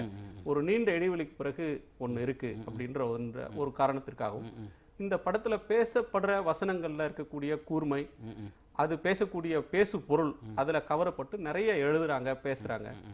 பல்வேறு கட்சி தலைவர்கள் கூட இதை பார்த்து திரைப்படத்துக்கு பல வருஷ கணக்கில் போகாத தலைவர்கள்லாம் கூட இந்த படத்துக்கு போய் பார்த்து கருத்து சொல்றாங்க. இந்த அளவுக்கான ஒரு வரவேற்பு நீங்க எதிர்பார்த்தீங்களா? இல்லை, நிச்சயமாக இல்லை. இவ்வளவு வரவேற்பு கிடைக்கும்னு நான் நினைக்கல. நிச்சயமாக ஒரு கான்டெம்பரரியாக ஒரு சமூக அக்கறையோட ஒரு படம் எடுக்கிறோம், சமூகத்துக்கான ஒரு படம் எடுக்கிறோம். எனக்கு இதை எழுதும்போதும் எடுக்கும்போதும் வந்து தொடர்ந்து மக்கள்கிட்ட எப்படியாவது இது கொண்டு போய் சேர்ந்துடணும் அப்படிங்கிற ஒரு விருப்பம் தான் இருந்தது. ஏன்னா அவங்களுக்காக தானே பேசுகிறோம் ஒரு படைப்பை, அவங்கள்ட்ட எப்படியாவது கொண்டு போய் இதை சேர்த்துடணும் அப்படின்னு நினச்சேன். பட் இவ்வளவு பெரிய வரவேற்பு கிடைக்கும்னு நான் நினைக்கல. அது வந்து எனக்கு பர்சனலாக இது ஒரு உண்மையான குரலாக இருக்கிறதுனால தான் இவ்வளவு வரவேற்பு கிடைச்சிருக்கு அப்படின்னு நம்புகிறேன். அதனால் எல்லாருக்கும் நன்றி. நேரத்தில் இதை சேர்த்த முக்கியமாக இந்த படத்தை முதல் நாளில் தொடங்கி தொடர்ந்து இதை வெளியில் எடுத்துகிட்டு போன இணையதள தோழர்கள், ஊடக நண்பர்கள், எங்கெங்கே இருந்தோ கிராமங்கள் இணையத்தில் பாராட்டின பல படங்கள் நடைமுறையில் தோற்று போனதையும் பார்த்துருக்கோம். இது அதுக்கு மாறாக ஒரு வெற்றி படமாக இருக்குது. அரசியல் கட்சி தலைவர் சீரியஸான படங்களை வந்து அரசியல் தலைவர்கள் கொண்டாடுகிற போது திரையுலகம் அதுல இருந்து விலகி இருக்கும். ஆனா இதுல ரஜினிகாந்தும் பாராட்டுறார். இவ்வளவு அம்சங்கள் இதுல இருந்தாலும் இது பற்றி பேசுவதற்கு நிறைய இருக்கு. இன்னொரு நேயர் சென்னையிலிருந்து சங்கர் காத்திருக்கிறார். வணக்கம் சங்கர். சார் வணக்கம் சார். இது சங்கர் பேசுறேன். சொல்லுங்க. ஆக்சுவலி இது நாங்க வந்து இளைய தலைமுறை சொல்லிட்டு ஒரு ஃபேஸ்புக் பேஜ் ஒன்று வச்சிருக்கோம். அது வந்து 50,000 ஃபாலோவர்ஸ் இருக்காங்க. ஆனா சார் சொன்ன மாதிரி வந்து சோஷியலி ரெஸ்பான்சிபிள் பர்சனை கண்டுபிடிச்சு சமூகத்துக்கு ஏதாவது பண்ணணும்னு சொல்லிட்டு நாங்க வந்து நினைச்சோம். அந்த 50,000 பேர் வந்து சமூகத்துக்கு பண்ணணும்னு சொல்லிட்டு பாத்தீங்கன்னா ஒரு 50 பேர் தான் தேர்னாங்களே. இது நாங்க பண்றது வந்து இது ட்ரீ பிளான்டேஷன், இல்ல வந்து இது மக்களுக்கு வந்து பெட்டிஷன் போடுறது, இல்ல ஹெல்ப் பண்றது, இது மாதிரிலாம் பண்ணிட்டு இருக்கோம். இந்த மூவி வந்து செம சூப்பர்பா இருந்துச்சு. இதுல ஒரே ஒரு ரிக்வஸ்ட் ஆகுதுன்னா, இதுல வந்து எல்லா ப்ராப்ளம்ஸும் சொல்லியிருக்கே தவிர இது வந்து ஒரு சொல்யூஷன் நம்ம வந்து சொல்ல முடியாம இருக்கு. தீர்வை இதுதான் தீர்வுன்னு ஒன்றை முன்வைக்கல அப்படின்னு சொல்றாங்க. இது ஒரு படைப்பாளியுடைய கடமையா? ஒவ்வொரு பிரச்சனை, சமூகத்தோட ஒவ்வொரு பிரச்சனையும் கேள்வி எழுப்பலாம், விமர்சிக்கலாம். தீர்வு சொல்வதும் ஒரு படைப்பாளியோட கடமையா அப்படின்ற கேள்வியும் அதுக்குள்ளே இருக்கு. 2 கேள்விகளை சேர்த்து கேட்கணும். ஒன்று, ஒரு நேயர் சங்கர் கேட்ட ஒரு கேள்வி. பிரச்சனைகள்னு நிறைய சொல்றோம், ஆனா அதற்கான தீர்வுன்னு இதுதான் தீர்வுன்னு முன்வைக்கப்படலை அப்படின்னு ஒன்று இருக்கு. இன்னொன்று, தமிழ் சினிமாவில் பிரச்சனைகளை தீர்ப்பதற்கு ஒரு சூப்பர் ஹீரோ வருவார், அவர் அநீதியை தட்டி கேட்பார், அதன் மூலமாக அந்த பிரச்சனை முடியும். அவர் பின்னாடி எல்லோரும் மந்தையாக மக்கள் செல்வார்கள், அது போய் தீர்வு வரும். இல்லைன்னா ஒரு ஜோக்கர் வருவார், அவர் அவலங்களை கேட்பார், அவர் காலம் அல்லது அவருடைய வாழ்க்கைன்றது துயரத்தோடு முடிஞ்சு போய்டும். இந்த 2க்கும் இடையில ஒன்றும் இல்லையா? ஒரு சூப்பர் ஹீரோவுக்கும் ஜோக்கருக்கும் நடுவில் ஸ்பேஸ் இல்லையா? இல்லை, நிச்சயமாக இருக்குது. இப்போது ஒரு விஷயம், முதல் விஷயம், ஒரு படைப்பு வந்து தீர்வை சொல்ல முடியாது. அது முதல் விஷயம். ஒரு படைப்பு வந்து சில கேள்விகளை எழுப்ப முடியும். ஒரு அது மாதிரி தான் ஒரு விவாதமும் கூட நாங்கள் திரும்ப திரும்ப சொல்றோம். இந்த பிரச்சனை இருக்கிறது, 2 வேறுபட்ட பார்வைகள் இருக்கின்றன. விவாதத்தின் முடிவிலிருந்து இன்னொரு விவாதம் கிளம்பணுமே தவிர தீர்வு அதுல இருந்து கிடைச்சிடும் அப்படின்னு பார்க்க முடியாது. முதல்ல ஒரு விவாதத்தை ஏற்படுத்துவது தான் ஒரு படைப்பு. ஒரு விவாதத்தை ஏற்படுத்தினா நிச்சயமா அது அந்த படைப்புடைய ஒரு நோக்கம் நிறைவேறிடுச்சுன்னு நான் நினைக்கிறேன். ஸோ இன்னொரு விஷயம் என்ன அப்படின்னா, நான் அடிப்படையில் நான் ஏற்கனவே சொன்ன மாதிரி இந்தியாவை பற்றி நம்ம பேசும்போது அதை நான் ஸ்பிரிச்சுவல்னு சொன்னது வந்து கருணையை பற்றி பேசினேன். அதை வந்து வேறு மாதிரி புரிஞ்சுக்கணும் அவசியம் இல்லை பண்ண. இன்னொன்று, இவ்வளோ கான்சியஸாக நீங்கள் பேச தேவையில்லை. இல்லை ஐ மீன் நிறைய அர்த்தங்கள் வந்து ஒரு வார்த்தைக்குமே இன்னைக்கு இருக்குங்கிறதுனால நான் சொல்ல. இந்தியா பல வகையிலும் ஒரு அற்புதமான ஒரு நாடு தான். நீங்கள் வந்து லேண்ட்ஸ்கேப் எடுத்துக்கிட்டாலும் ஒவ்வொரு 300 மைல்ல ஒரு மொழி பேசக்கூடியவங்க இருக்காங்க, வெவ்வேறு கலாச்சார பாரம்பரியங்களை கொண்டவர்கள் இருக்கிறாங்க, பல்வேறு மதம் நம்பிக்கைகளை கொண்டவர்கள் இருக்கிற நாடு. அந்த வகையில் இந்தியாவை இணைக்கிற ஒன்று ஒரு ஜனநாயகம், சமத்துவம்ன்றதுல நம்பிக்கை இருக்கக்கூடிய மனிதர்கள் நிறைந்த நாடு. நிச்சயமா. மத சகிப்புத்தன்மை, பிறருடைய பண்பாட்டை போற்றுவது அப்படின்னு நிறைய அம்சங்கள் அதில் இருக்கு. நிறைய அம்சங்கள் இருக்குது. ஸோ இதில் அடிப்படையில் இதை இணைக்கக்கூடிய விஷயங்கள் இருக்கு இல்லையா? இரோம் ஷர்மிளாவை பற்றி நம்ம தொடர்ந்து பேசுகிறதும், இரோம் ஷர்மிளாவுக்கு ஆதரவான குரல்களை எழுப்புவதும், கன்னியாகுமாரிங்கிற ஒரு இளைஞனின் குரலை வந்து இங்கே நாம் பதிவு பண்ணுறதும், அல்லது இங்கே இருக்கக்கூடிய ஒரு பிரச்சனைகளுக்காக அவர்கள் இந்த ஒரு தோழமை உணர்வு இருக்கு இல்லையா? இந்த தோழமை உணர்வை, போராட்ட ரீதியான தோழமை உணர்வை ஏற்படுத்துறது தான் ஒரு படைப்புடைய நோக்கம் நான் நினைக்கிறேன். இது எந்த குறிப்பிட்ட அரசியல் சார்ந்தும் எடுக்கலை அப்படின்ற ஒரு கருத்தை நீங்கள் சொன்னீங்க. இப்போ போராடணுன்ற உந்துதலை தருகிறது ஒரு புரட்சிகரமான படம், தாக்கத்தை இளைஞர்கள்ட்ட ஏற்படுத்துது அப்படின்ற பார்வைகளை நிறைய முன்வைக்கிறாங்க. இன்னைக்கு நிறைய விஷயங்களுக்காக போராட வேண்டிய ஒரு அவசியமும் சூழலும் நாள்தோறும் வந்துகிட்டு இருக்கு அப்படின்ற மாதிரியான ஒரு காலகட்டத்தில் நம்ம வாழ்கிறோம் அப்படின்னு சொல்ல வேண்டிய நிலைமை இருக்கா? ஆமாம், நிச்சயமாக இருக்குது. நிச்சயமாக இருக்குது. நிறைய போராட்டங்களை வந்து நமக்காக தினம் தினம் நடத்தக்கூடிய ஒரு சூழலில் தான் நம்ம இருக்கோம். அதான் எந்த பிரச்சனையுமே இல்லை அப்படிங்கிற மாதிரியான ஸ்டிக்கர் லேபிளை ஒட்டி வச்சிருக்கிறது தான் இன்றைக்கி மிகப்பெரிய பிரச்சனையாக இருக்கும்னு நினைக்கிறேன் நான். பூசி மழிகிற முடியாது, ரோசி பிக்சரை காட்டிட முடியாது. ஆமாம் ஆமாம் ஆமாம் ஆமாம் அப்படியான விஷயங்கள் தான் தொடர்ந்து நடக்குது. அரசியல் ரீதியாக நம்ம முன்னேறிட்டோம், இந்த இடத்துக்கு போயிட்டோங்கிற புள்ளி விவரங்கள் இருக்கு இல்லையா, அந்த புள்ளி விவரங்கள் வந்து நிஜத்தில் இல்லையேங்கிறது தான் பிரச்சனை. இன்னொன்று கிடைக்க வேண்டியது 100 அப்படிங்கும்போது நமக்கு கிடைக்கிறது 20 30 அப்படின்னா அதை வைத்து நல்லது நடந்துருச்சு அப்படின்னு நினைக்கிறது எந்த விதத்தில் நியாயங்கிறது தான் என்னுடைய கேள்வி. பொய்கள் மேலும் பொய்கள் புள்ளி விவரங்கள் அப்படின்னு சொல்லுவாங்க. அது புள்ளி விவரம்னு சொன்னாலே அது உண்மையை திரிக்கிற ஒன்று அப்படின்னு சொல்கிற பார்வையும் இருக்குது. இதில் நீங்கள் சொல்கிற போராட வேண்டும், அமைப்பில் சிக்கல்கள் இருக்கின்றன, நாள்தோறும் பிரச்சனை இருக்குது, சக மனிதன் இன்னொரு மனிதனுக்காக போராட முன்வரணும் அப்படின்னு சொல்கிற நீங்கள் எழுப்புகிற கேள்விகள் எந்த அளவுக்கு நியாயமானதாகவும் அல்லது மக்கள் மத்தியில் தாக்கத்தை ஏற்படுத்துகிறதா ஒரு பக்கம் இருந்தாலும், இன்னொரு கேள்வி எழுது, இந்த மக்களை பிரதிநிதித்துவப்படுத்துறதுக்கு தான் ஆளுங்கட்சி இருக்கிறது, எதிர்கட்சி இருக்குது, அதிகாரப்பூர்வ எதிர்கட்சி இருக்குது, அதற்கப்புறம் அதிகாரத்துக்கு வெளியில் இருக்கக்கூடிய பிற கட்சிகள் இருக்கிறாங்க. இப்போ தனி மனிதன் வந்து போராடணும் அநீதிக்கு எதிராக, கட்சியே இல்லாமல் கூட தன்னலம் கருதாமல் தனி மனிதன் போராடணும், குரல் கொடுக்கணும் அப்படின்னு சொல்றதன் மூலமாக குரல் கொடுக்க வேண்டிய, போராடி இருக்க வேண்டிய கட்சிகள், கட்சின்ற அமைப்புகள் இந்த இடத்துல தோத்து போயிட்டாங்களா அப்படின்ற கேள்வி இருக்கு. இன்னொன்று, தனி மனித போராட்டம் ஒரு சாகசம் மாதிரி பார்க்கறதுக்கு நல்லா இருக்குமே தவிர எந்த அளவுக்கு தீர்வை ஒரு பிரச்சனைக்கு எட்டி தரும் அப்படின்ற கேள்வி இருக்கு. அந்த இரண்டுக்குமான விடையை ஒரு இடைவேளைக்கு பிறகு பேசலாம். தொடர்ந்து இணைந்திருங்க.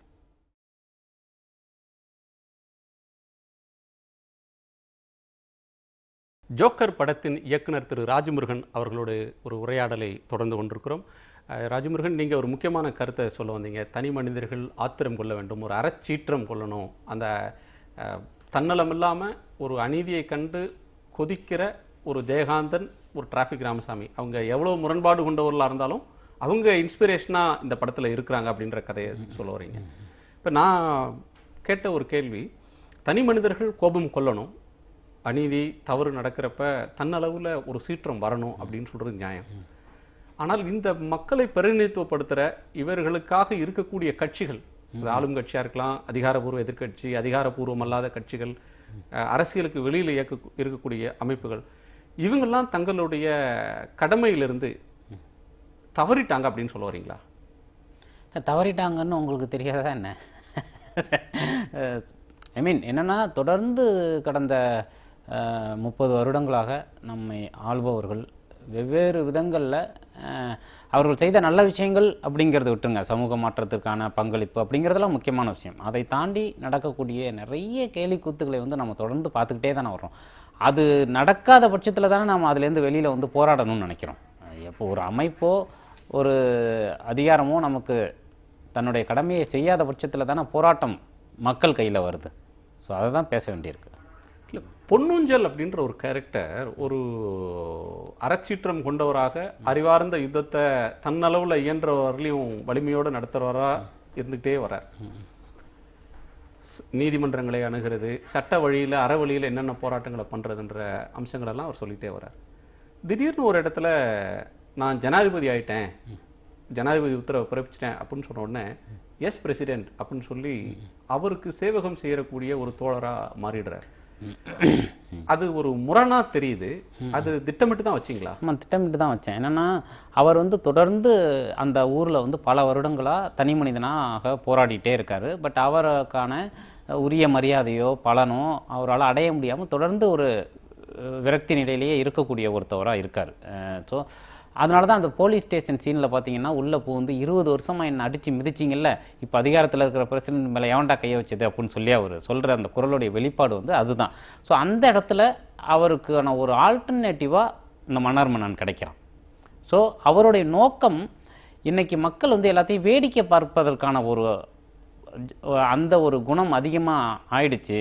ஸோ அதை அந்த ஒரு மக்களுக்கான ஒரு இடத்தை இந்த மன்னர்மன் மூலமாக பயன்படுத்தி போராட்டங்களை நடத்தணும் அப்படின்னு நினைக்கிறாரு. ஒட்டுமொத்தமாக அந்த போராட்டங்கள் வெற்றி அடையணுங்கிறது தான் நோக்கம். அதற்கான வழிமுறையாக அவர் ஒரு காலகட்டத்தில் இதை தேர்ந்தெடுக்கிறார். இது ஒரு நல்ல முன்னுதாரணமா அப்படின்ற கேள்விக்கு என்ன பதில்னு எனக்கு தெரியல. இந்த மன்னனை ஒரு ஐக்கானா முன்னிறுத்தி அதுக்கு பின்னாடி ஒரு அறிவாளி ஒதுங்கிக்கிறது, அவருக்கு பின்புலமா நிற்கிறது அப்படின்றது ஒரு நல்ல முன்னுதாரணம் அப்படின்னு சொல்ல முடியுமான்ற கேள்வி ஒன்று இருக்கு. நம்மளோடு இன்னொரு நேயர் இணைந்திருக்கிறார், திருவண்ணாமலையிலிருந்து அருண். வணக்கம். வணக்கம் சார். சொல்லுங்க, உங்க கேள்வி முன்னாடி. திரு ராஜமுருகன் சார் கிட்ட தான் பேசுறேன். சொல்லுங்க சார். சார் வணக்கம், என்னுடைய வாழ்த்துக்கள் உங்களுக்கு முதல்ல. ரொம்ப நன்றி சார். இது ஆக்சுவலா நான் எப்படி இந்த ஜோக்கர் திரைப்படத்தை பாக்குறேன்னா, இது ஒரு சாமானிய மக்களின் மக்களோட மனக்குமுறலா தான் நான் பாக்குறேன். இது யாரும் வெளிப்படுத்த முடியாத விஷயத்த உங்க வாயிலாக நான் இப்ப பாக்குறதா நான் பாக்குறேன். ரொம்ப நாளுக்கு அப்புறம் வந்து தியேட்டர்ல அமைதியா இருந்து கைத்தட்டி பார்த்த படமா இதை நான் பாக்குறேன். அதே மாதிரி என்னுடைய கேள்வி என்னன்னா, இப்போ நீங்க வந்து கடைசியா அந்த படம் முடிக்கும் போது வீதிக்கு வா தோழ நாளைக்கு போராட்டம் இருக்கு அப்படின்னு சொல்லி முடிச்சிருக்கீங்க.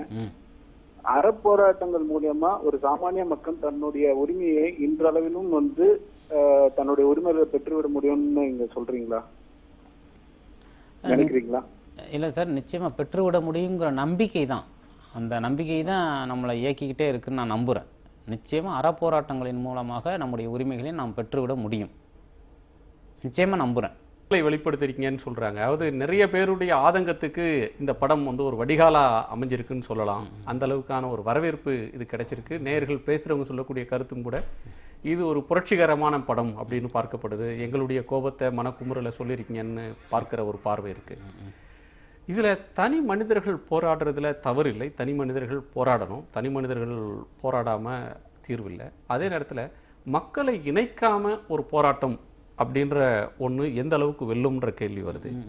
இன்னொன்று, அந்த படத்தில் அநீதிக்கு எதிராக போராடுற ஜோக்கர், பொன்னுஞ்சல் அல்லது இசை, அவங்க சட்டக்கல்லூரி மாணவி நந்தினியை நினைவூட்டினா கூட இந்த 3 பேரும் தான் இருக்காங்க. அவங்களுக்கு பெரிதான மக்கள் வரவேற்புன்றது இல்லை.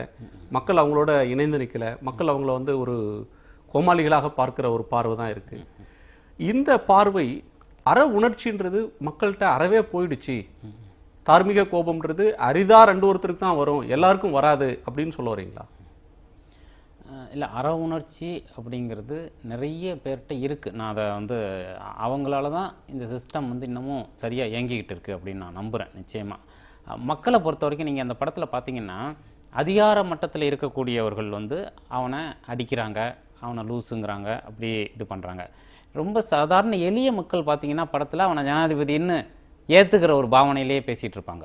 இல்லை, ஒரு இடத்துல போஸ்டர் கிளிக்க போற இடத்துல வந்து அடிக்கிற காட்சி இருக்கு. அந்த குடும்பமே வெறுத்து ஒதுக்குதே. குடும்பமே அவங்க சகோதரியை வந்து அந்த சகோதரிகள் வெறுத்து ஒதுக்குறது ஓகே. யாரோ ஒரு அம்மா காய்கறி வித்துக்கிட்டு இருக்கிற அம்மா வந்து, ஐயா உழவர் சந்தையிலையும் கிடைக்கல, உங்க பேரையும் சொல்லிட்டேயா, அதாவது ஜனாதிபதி ஐயா அப்படின்னு சொல்லி கூப்பிட்டு அவங்கள ஏற்றுக்குது. ஸோ ரொம்ப சாதாரண மனிதர்கள் வந்து அவங்களுக்கு நன்மை கொடுக்கக்கூடிய விஷயங்கள் யார் செய்தாலும் அவர்களை ஏற்றுக்கொள்வார்கள் அப்படிங்கிற ஒரு விஷயம். இரண்டாவது, அவர்கள் செய்யக்கூடிய சிறிய போராட்டங்களால் ஒரு டாஸ்மாக் கடை மூடப்படுது. அது ஒரு 2 நாள் மூடி இருக்கலாம், பட் ஒரு விளைவு ஏற்படுத்தப்படுது. ஒரு ஆட்டுக்குட்டிக்கு வந்து தீர்ப்பு கிடைக்குது அப்படிங்கிற ஒரு விஷயங்கள்லாம் இருக்குது. இன்னொன்று, தொடர்ந்து இந்த படத்தின் மூலமாக நான் தனி மனித போராட்டங்களை மட்டும் முன்வைக்கலை, அதை வந்து சரியாக புரிஞ்சுக்கணும். ஒரு திரைக்கதை, ஒரு சினிமா என்பது ஒரு கட்டமைப்பில் பண்ணப்பட்ட அந்த கதைக்குள் இருக்கக்கூடிய சில விஷயங்களை தான் உங்களுக்கு உணர்த்தும். இது வந்து ஒரு அரசியல் ஒட்டுமொத்தமான சொல்ல தேவையில்லை. இந்த கதையின் மூலமாக நான் எதை ஒரு அளவில் வெளிப்படுத்துகிறேங்கிறது மட்டும்தான் ஒரு கதை செய்ய முடியாது, வந்து அந்த கதைக்குள்ள இருக்கிறது. அதனால நான் சொல்ல விரும்புறது, இப்படியான நிறைய தனி மனிதர்களை ஒருங்கிணைத்து அது வந்து ஒரு பெரிய மக்கள் குழுவாக மாறி அதற்கான அற உணர்ச்சி அதிகமாகி அது வென்றெடுக்க வேண்டியது அடுத்த கட்டம். ஒரு பௌதிக சக்தியா இது மாறணும் அப்படின்னு சொல்றது அடுத்த கட்டத்தினுடைய முதல் விதை இது. அதனாலதான் நாளை ஒரு போராட்டம், வீதிக்கு வா தோழா அப்படிங்கிற ஒரு வேண்டுகோளோட படம் முடியறதுக்கு ஒரே காரணம் மக்களை அழைப்பது தான். மக்களை அழைப்பது தான் நோக்கமே தவிர அந்த விஷயத்தை நான் தொடர்ந்து முன்னிறுத்த விரும்புகிறேன். மன்னனுடைய மறைவோடு இந்த படம் முடிஞ்சிரும் ஆமா அப்படின்னு ஒரு தோற்றம் வந்தது. ஒரு துயர முடிவோட அந்த இடம் முடிஞ்சிருது அப்படின்ற எண்ணம் வந்தது. அதுக்கு பிறகு சமூகத்தை பார்த்து பொன்னூஞ்சல் நிறைய கேள்விகளை கேட்பார், யார் கோமாளின்னு ஒரு விளக்கம் தருவார். இவர் கோமாளி இல்லை இவர் ஹீரோ அப்படின்னு சொல்கிற ஜஸ்டிஃபிகேஷன் நடக்குது. ஆமாம் ஆமாம் அதுக்கு பிறகு அந்த இடத்துல படம் முடியும் பார்த்தா அதுக்கு பிறகும் நீளுது. ஆமாம் ஆமாம் ஆமாம் அதுக்கு பிறகு இன்னொரு அழைப்பு, அதுக்கு வந்து நாளைக்கு ஒரு போராட்டம் தொடர் வாங்கன்ற ஒன்றோட போகிறது. ஆமாம் ஒன்றோட முடியுது. உண்மையிலேயே ஒரு திரைக்கதை வந்து அங்கேயே முடிஞ்சிடலாம். நீங்கள் மன்னர் மன்னன் இறந்த இடத்துலையே ஒரு திரைக்கதை முடிஞ்சிடலாம். அதாவது வழக்கமான சினிமா ஃபார்முலான்னு ஒரு கட்டமைப்பு இருக்கு இல்லையா, அதில் அங்கேயே படம் முடிஞ்சிடலாம். இந்த கதை அவன் இறந்துட்டான், அங்கே அந்த பெண் வந்து யாரும் இல்லாமல் இருக்காங்கிற அந்த இடத்துலையே படம் முடிஞ்சிடலாம்.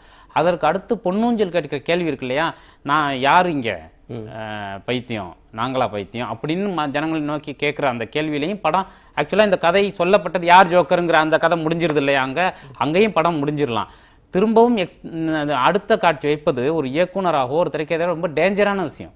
தேட்டரில் வந்து அது திரைக்கதை எழுதும் போதோ அதை சொல்லும் போதோ தான் அது தெரியும்.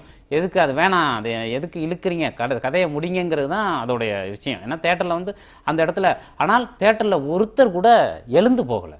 இந்த படம் நடக்கும்போது ஒருத்தர் கூட நான் வந்து சொல்ல விரும்பிய செய்தி நாளை ஒரு போராட்டம் விதிக்கு வாத்தோலாங்கிறதுனா, அதனால தான் நான் அது வரைக்கும் கதையை இழுத்துக்கிட்டு போகிறேன். எனக்கு இல்லைன்னா நான் கதையை ரொம்ப சேஃபாக அங்கேயே முடிச்சிடலாம். அதாவது ஒரு சினிமாவுக்கான தன்மை வேணும் அப்படின்னா. பட் அந்த இடத்து வரைக்கும் அழைத்து வந்து நீங்கள் பார்த்தா கூட பார்க்கலன்னா கூட பரவாயில்லங்கிற மனோபாவத்தில் தான் அதை நான் எழுதினேன். புரியுதில்ல உங்களுக்கு? வழக்கமான ஒரு சட்டகத்துக்குள்ளே விளையாடுறது வேற, இதில் ஒரு வித்தியாசமான கதையை எடுத்துக்கிட்டு இருக்கிற சட்டகங்களை மீறி அதை உறுதியாக நின்று செய்கிறது வந்து ஒரு பெரிய தன்னம்பிக்கை வேணும். எந்த அளவுக்கு உங்கள் ப்ரொடியூசர் உங்களுக்கு ஒத்துழைச்சாருன்றது தெரியலை. இல்லை நிச்சயமாக ரொம்ப அவருடைய ஒத்துழைப்பு தான் இந்த படத்தை எடுக்க முடிஞ்சது, இல்லைன்னா எடுத்திருக்கவே முடியாது. ஏன்னா முதல்ல ஒரு படம் ஒரு சினிமா என்பது எல்லாவற்றையும் தாண்டி அதற்கு பின் ஒரு வியாபாரம் இருக்குது, அதற்கு பின்னான பணப்புழக்கம் இருக்குது. ஸோ இந்த படத்தை எடுப்பதற்கான முழு விஷயத்தை சுதந்திரத்தை அளித்த தயாரிப்பாளர்களுக்கு தான் முதல் நன்றி சொல்லணும். அவங்க இல்லைன்னா இந்த மாதிரி படம் எடுக்க முடியாது. அரூர்லேருந்து பிரபு என்கிற நேயர் இணைந்திருக்கிறார். வணக்கம் பிரபு, நீங்கள் என்ன கேட்க விரும்புறீங்க? வணக்கம் சார். சார் ராஜு சார் இருக்காருங்களா? இருக்காங்க. வணக்கம் வணக்கம், சொல்லுங்க சார். சார் வணக்கம் சார். வணக்கம். படம் பார்த்தேன் சார், நம்ம சென்னையில சத்தியம்லையும் பார்த்தேன், அந்த தருமபுரி அரூரும் சார், அரூர்லயும் வந்து பார்த்தேன். எல்லா இடத்துலயும் ஒரே மாதிரி தான் ரெஸ்பாண்டிங் சார்.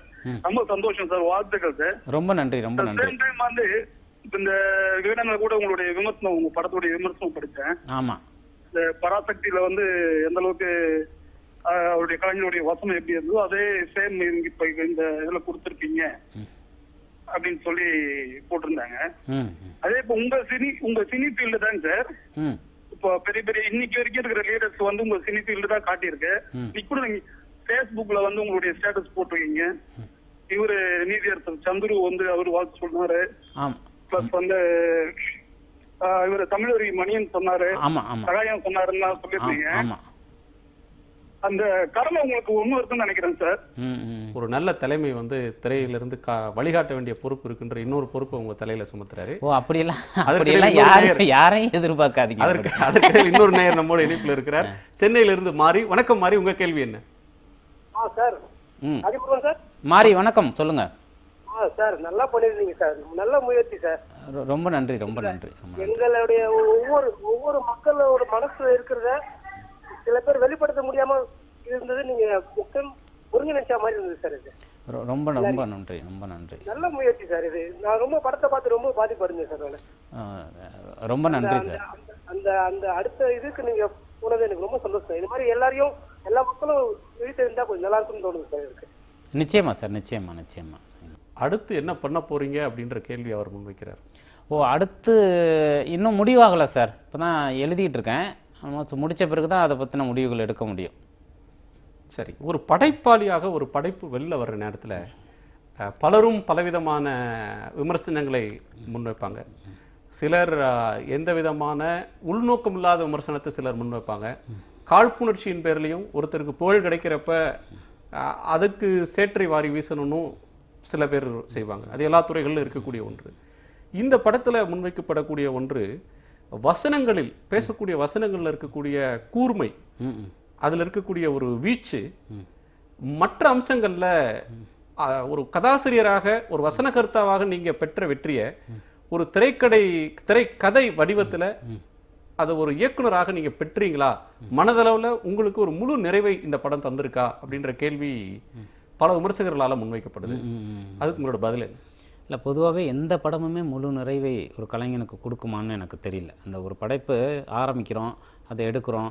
எடுத்து முடித்த பிறகு சொல்லப்போனால் நிறைய படங்கள் எடுத்து முடித்த பிறகு தான் அதுக்கான இன்னொரு வெர்ஷன் மனசில் உருவாகி நிற்கும். ஓ, அதை இப்படி எடுத்துருக்கலாம், இதை இப்படி எடுத்துருக்கலாம் அப்படின்னு சொல்லிட்டு. ஸோ அப்படியான விஷயங்கள் எல்லாத்துலேயுமே இருக்கும்னு நான் நினைக்கிறேன். பட் இந்த படத்தை பொறுத்த வரைக்கும் மேக்ஸிமம் வந்து தவறுகள் நடக்கக்கூடாது அப்படிங்கிறதுல ரொம்ப கான்சியஸாக இருந்தேன். மேக்கிங் லெவல்லையும் ஒரு மியூசிக்கல் லெவல்லையும் எல்லா இடத்துலையுமே ப்ராப்ஸாக இருக்கட்டும், காஸ்டியூம்ஸாக இருக்கட்டும், எல்லா இடத்துலையுமே எந்தளவு ரியாலிட்டியாக எவ்வளோ தூரம் பண்ண முடியுமோ அதை நிச்சயமாக பண்ணியிருக்கேன். அதை தாண்டி அது குறைவாக இருக்குது, அதாவது விஷுவலான ஒரு திரைமொழிங்கிறது குறைவாக இருக்குதுன்னு யாராவது சொன்னாங்கன்னா அதை சரி செய்வதற்கான அடுத்த முயற்சிகளில் ஈடுபடணும். பட் என்னளவில் நிச்சயமாக இந்த படம் எல்லா விதத்துலேயுமே ஓரளவு நிறைவை தந்த படம் தான். இந்த படம் வந்து நீங்கள் விமர்சிக்காத கட்சி இல்லை, நேரடியாக சொல்லலைனாலும் முப்பாட்டனை வழங்கக்கூடியவங்களில் தொடங்கி ஹெலிகாப்டரில் கும்பிடுறவங்கள தொடங்கி சில மணி நேரம் உண்ணாவிரத்துக்கு ஏர்கூலர் வச்சவங்களிலேருந்து மதுவிலக்கு பேசிட்டு அதுக்கு முரணாக இருக்கிறவங்க வரையிலும் பல முரண்பாடுகளை நையாண்டி செய்துட்டே போகிறீங்க. இதில் ஒரு படைப்பாளியாக உங்கள்கிட்ட நான் கேட்கணும்னு விரும்புகிறது, ஒரு படைப்பு சமூகத்தில் யாருமே எழுதுகிறப்ப ஒரு கதை நாவலாக இருக்கலாம், அல்லது ஒரு கவிதையாக இருக்கலாம், ஒரு சினிமாவாக இருக்கலாம், அதை பண்ணுறப்ப அந்த படைப்பாளிக்கு வந்து இது சமூகத்தில் இன்ன தாக்கத்தை ஏற்படுத்தும் அப்படின்ற ஒரு இன்டென்ட் அவங்களுக்குள்ளே இருக்கும். அந்த டிசைர்டு இன்டென்ட் நீங்கள் ஏற்படுத்த விரும்பின ஒரு தாக்கத்தை இந்த சினிமா சமூகத்தில் ஏற்படுத்திருச்சு அப்படின்னு நினைக்கிறீங்களா? இல்லை, உண்மையாக வந்து இதை எழுது போதோ எடுக்க போதோ அப்படியெல்லாம் நான் யோசிக்கல. உண்மை தான். இன்னொன்று அப்படி யோசிப்பாங்கன்னு எனக்கு தெரியல. அடிப்படையில் இந்த மாதிரியான படம் எடுக்கும்போதே அதுக்கு ஒரு சமூக நோக்கம் இருக்குது, அடிப்படையிலே அமைஞ்சிருது. அது சில கேள்விகளை உங்கள் மனதில் எழுப்ப வேண்டும் அப்படிங்கிறது தான். அதை நிச்சயமாக இந்த திரைப்படம் ஏற்படுத்தியிருக்கு. என்ன அப்படின்னா, தியேட்டரில் போய் இந்த படம் பார்க்கும்போது இந்த படம் விட்டு வெளியில் வரக்கூடிய மக்கள் வந்து விவாதிக்கிறாங்க. அதுதான் ரொம்ப முக்கியமான விஷயம் நினைக்கிறேன். ஒரு திரைப்படம் பார்த்த பிறகு இந்த படத்தை பார்க்கும்போது நிறைய பேர் வந்து ஒரு கனத்த மௌனம் அந்த திரையரங்கில் இருந்தது. ஒரு இறுதி காட்சிகள் இது பண்ணுறவரையும் கூட யாரும் எழுந்து போகலை. கடைசி காட்சி வரையிலும் ஒரு நிசப்தம் அதில் இருக்கிறத பார்க்குறோம். அதுவே ஒரு தாக்கத்தை காட்டுறோம்னு தான் சொல்லணும். திருச்சியிலிருந்து ரேவதி இணைந்திருக்கிறார். வணக்கம் ரேவதி, உங்க கேள்வி. வணக்கம். ராஜமுருகன் சார் அவர்களுக்கு உண்மையிலே பாராட்டுக்கு தெரிவிச்சுக்கணும். என்கிட்ட 2 கேள்வி இருக்கு உங்ககிட்ட கேட்கறதுக்கு. சுதந்திரம், நம்மளோட சுதந்திரம் வாங்கின அண்டை மாநிலங்கள்லாம் ஜனாதிபதி ஆட்சி வந்திருக்கும். நம்ம நாட்டுல மட்டும் ஒரு தடவை கூட ஜனாதிபதி ஆட்சி வரல. சுதந்திர தினத்தை ஒட்டி வந்துருக்கிற இந்த ஜோக்கர் படத்துல இவங்களோட லீட் கேரக்டர் வந்து மறுபடியும் ஜனாதிபதி ஆட்சி வரணும்னு சொல்றாங்க. அது நீங்க விரும்பின கருத்தா அல்லது டெலிபரேட்டா நீங்க கருத்தா? முதல் கேள்வி. 2வது கேள்வி பாத்தீங்கன்னா, பவர்களை நான் கொடுக்காட்டி நம்மளே எடுத்துக்கணும். அப்புறம் நீங்க பயன்படுத்துற அந்த தெருக்கூட்ட அந்த கருத்துப்பாடுகளை வந்து தெருவுல செய்யக்கூடிய அந்த வெள்ளை சிவப்பு யூஸ் பண்ணக்கு எல்லாமே மக்கள் அதிகார அமைப்பை பிரதிபலிக்கிறதா நான் கருதுறேன். ஆனா நீங்க திரும்ப நான் எந்த அமைப்புக்குள்ளேயும் இருந்து நான் இதை சொல்லலன்னு சொல்றீங்க. உங்க படைப்புக்கும் உங்க கருத்துக்கும் முரண்பாடு இருக்கிறதா நான் கருதுறேன். எனக்கு இதுக்கு விளக்கம் சொல்லணும். இல்லை, நான் வந்து மக்கள் அதிகாரம் அப்படின்னு சொல்கிறது மக்களிடமிருந்து ஒரு விஷயம் தொடங்கணும் அப்படின்னு நினைக்கிறது தான். இதை வந்து ஒரு சட்டகத்துக்குள்ளே நீங்கள் அடைக்க வேண்டியதில்லை. அதனால தான் சொல்கிறேன், நான் பயணப்பட்ட விஷயங்களில் இருக்கக்கூடிய நல்ல விஷயங்கள் எல்லாத்தையுமே இதில் எடுத்து வச்சுருக்கிறேன் இந்த படத்தில். ஸோ வந்து அதை அப்படி நீங்கள் பார்க்கலாம். உங்களுக்கு அப்படி ஏதோ ஒரு அமைப்போ எதுவோ தெரியுங்கிறதுனால உங்களுக்கு அந்த சட்டகம் பொருத்தி பார்த்துக்கிறீங்க. பட் அப்படி இல்லை. நிச்சயமாக நான் ஒட்டுமொத்தமாக வந்து ஒரு எளிய மனிதனிடம் வந்து ஒரு ஜனநாயகத்தை நிர்ணயிக்கக்கூடிய உரிமை இருக்கிற அதே நேரத்தில் அந்த ஜனநாயகத்துக்கு சரியாக செயல்படாத அதிகாரத்தை நோக்கி கேள்வி கேட்கவும் உரிமை இருக்கணும் அப்படிங்கிற ஒரு விஷயத்தை தான் சொல்லணும்னு ட்ரை பண்ணுறேன் இந்த படத்தில். அதிகாரத்தை யாரும் தரமாட்டாங்க, நாமளே எடுத்துக்கணும் அப்படின்னு சொல்கிறது ஒரு அனார்க்கிக்கு வழிகட்டுறதா? நீங்கள் அறப்போராட்டம் அப்படின்ற ஒரு எல்லையில் நின்று பேசுகிறீங்க. அதிகாரத்தை நாம் பறித்து கொள்ள வேண்டும், நாமளே கையில் எடுத்துக்கணும் அப்படின்னு சொல்கிறது ஒரு அறவழிப்பட்ட ஒன்றுன்னு நினைக்கிறீங்க? இல்லை, அப்படி என்னென்னா எல்லா விஷயத்தையுமே ஒரு சொல்லும் முறைன்னு ஒன்று இருக்குது. இப்போ பெரியார் எதை சொல்ல வந்தாருங்கிற ஒன்று இருக்குது இல்லையா? பெரியார் தொடர்ந்து வந்து சமூகத்தை நோக்கி அவருடைய டோன் எப்போவுமே கொஞ்சம் அதிகமாக இருக்கும். அவர் பேசுகிற ஒரு தொனி அதிகமாக இருக்கும். பட் அவருடைய கருத்துடைய அடிநாதமாக பார்த்தீங்கன்னா அவர் மக்களை நேசிக்கக்கூடிய ஒரு விஷயத்தை தான் தொடர்ந்து செய்கிறாரு. ஸோ அப்படி தான் இந்த கருத்தை நான் எடுத்துக்கணும்னு நினைக்கிறேன். அப்படி வந்து பவரை எடுத்துக்கணும் அப்படின்னு சொல்கிறது வந்து ஒரு எளிய மனிதன் அதிகாரத்தால் வஞ்சிக்கப்படும் போது அப்படி ஆகிறான். ஸோ சிஸ்டம் சரியாக நடக்கணுங்கிறது ஒன்று தான் நோக்கம். சிஸ்டம் சரியாக நடக்கலைன்னா இப்படியான விளைவுகள்லாம் நடக்கும் அப்படிங்கிறது தான் நம்ம சொல்ல விரும்புகிறது. முரண் அப்படின்ற ஒன்றை பேசுறது அவசியம். ஒன்று அரசியலமைப்பு தோற்றுவிட்டது அப்படின்னு சொல்லி அதை நெகட்டிவாக பார்க்குறோம். அரசியல் கட்சிகளை அவங்களுடைய செயல்பாடுகளை பகடி செய்கிறோம், கேள்வி கேட்கிறோம். ஆனால் நீதித்துறை அப்படின்னு வரும்போது ஒரு முரண்பட்ட பார்வையை முன்வைக்கிறீங்க. ஒரு இடத்தில் நீதி கிடைக்கிறது, இன்னொரு இடத்தில் நீதி வழுவுகிறது அப்படின்ற பார்வையை முன்வைக்கிறீங்க. மக்களுடைய கடைசி புகலிடமாக நீதிமன்றம் இருக்கிறது அப்படின்ற நம்பிக்கையை நீங்கள் வெளிப்படுத்துறீங்களா அப்படின்ற கேள்விக்கு நீங்கள் பதில் சொல்கிறதுக்கு முன்னாடி முந்தின கேள்வியிலேருந்து தொடங்கலாம். ஒரு கிராமத்து ஏழை, ஒரு விவசாய குடும்பத்தை சேர்ந்த சாதாரண விவசாய குடும்பத்தை சேர்ந்த ஒரு பெண்ணின் வாழ்க்கையை, ஒரு பெண்ணை கதாநாயகியாக காட்டுறீங்க. அவங்க கருணை கொலை செய்யப்படக்கூடிய அளவுக்கான துயரத்துக்கு அவங்க ஆளாகிற ஒரு நிலைமையை சொல்கிறீங்க. அவர்தான் அந்த பாத்திரமாகவே மாறி போனவராக இருக்கிறார். அவர் எந்த அளவுக்கு அந்த எளிய வாழ்க்கைக்கு தன்னை, அந்த கதாபாத்திரத்துக்கு ஏற்ப தன்னை தகவமைச்சுக்கிட்டார்? ரம்யா பாண்டியன் நடித்த பொண்ணு பேர், இதான் முதல் படம் அந்த பொண்ணுக்கு. திருநெல்வேலி பொண்ணு, தமிழ் பொண்ணு தான். தருமபுரியிலேயே நம்ம வந்துட்டு சொன்ன மாதிரி ஒரு 7-8 மாதம் அங்கே தான் தங்கியிருந்தோம். ஸோ நடிகர்கள் எல்லாரையுமே நான் ஒரு 2 மாதத்துக்கு முன்னாடியே அங்கே வர வச்சு அவங்களுக்கு வீடு எடுத்து தங்கி, அந்த பெண் ரோஜா தோட்டத்தில் வேலை பார்க்குது இல்லையா, அந்த ரோஜா தோட்டத்துக்கு போய் அங்கே பார்க்குறது, அந்த மனிதர்களோட பார்க்குறது, டெய்லி ஏதாவது வீட்டில் போய் தங்க வைக்கிறது, அந்த மாதிரியான ஒரு ரிகர்சல் நடந்துச்சு.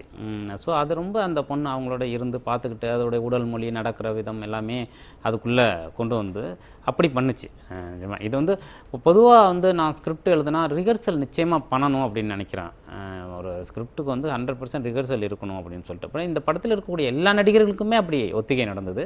அதில் அந்த பெண் ரொம்ப சரியாக பண்ணியிருக்கு. அதோடைய திறமை தான். ஒரு அக்கறையுள்ள ஒரு கோஷம் அப்படின்னு இந்த படத்தை பார்க்குறவங்க இருக்கிறாங்க. இதில் கருணை கொலை பற்றி பேசிட்டு வரீங்க. கருணை கொலை அப்படின்ற ஒன்று நீதி வரலாற்றில் நீண்ட காலமாக பேசப்பட்டுக்கிட்டே இருக்கு. அதில் உங்களோட தனிப்பட்ட பார்வை என்ன? அதில் இல்லை, நான் இந்த படத்தில் அதை பயன்படுத்துறதுக்கான முக்கியமான காரணம் மனித உயிர்களை அதிகாரம் எப்படி பார்க்குது அப்படிங்கிறத சொல்கிறதுக்காக தான். ஸோ நான் கருணை கொலையை பற்றின விவாதங்களை இது போல அதிகாரத்தின் கால்களுக்கு முன்னால் மனித உயிர்கள் துச்சம் அப்படிங்கிறது தான். அதனால தான் இந்த கருணை கொலைங்கிற ஒரு விஷயத்தை நான் முன் வச்சேன்.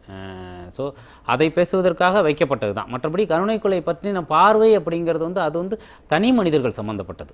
புரியுதில்லை நான் சொல்கிறது உங்களுக்கு? அந்த உயிரை வைத்திருக்கக்கூடிய, அந்த உயிருக்கு உரிமையாக இருக்கக்கூடியவர்கள் அவங்களுக்கே உரிமை இல்லையே இப்போ? இல்லை, ஐ மீன் அவர்களை பாற்றுக்கொள்ளக்கூடிய உறவுகள் குறித்தான விஷயம் அது அவங்களுக்கு தான் அது தெரியும். ஸோ அதற்குள்ளே நான் போக விரும்பலை. இந்த படத்தில் சொன்னதுக்கு காரணம், இன்றைக்கு இந்த தேசத்தில் அதிகாரத்துக்கு முன்பு மனித உயிர்களின் மதிப்பு, அதனால தான் அங்கே அந்த தீர்ப்பில் மனித உயிர்கள் மலிவாகி விடக்கூடாது அப்படிங்கிறதுக்காக தான் அது நிராகரிக்கப்படுது.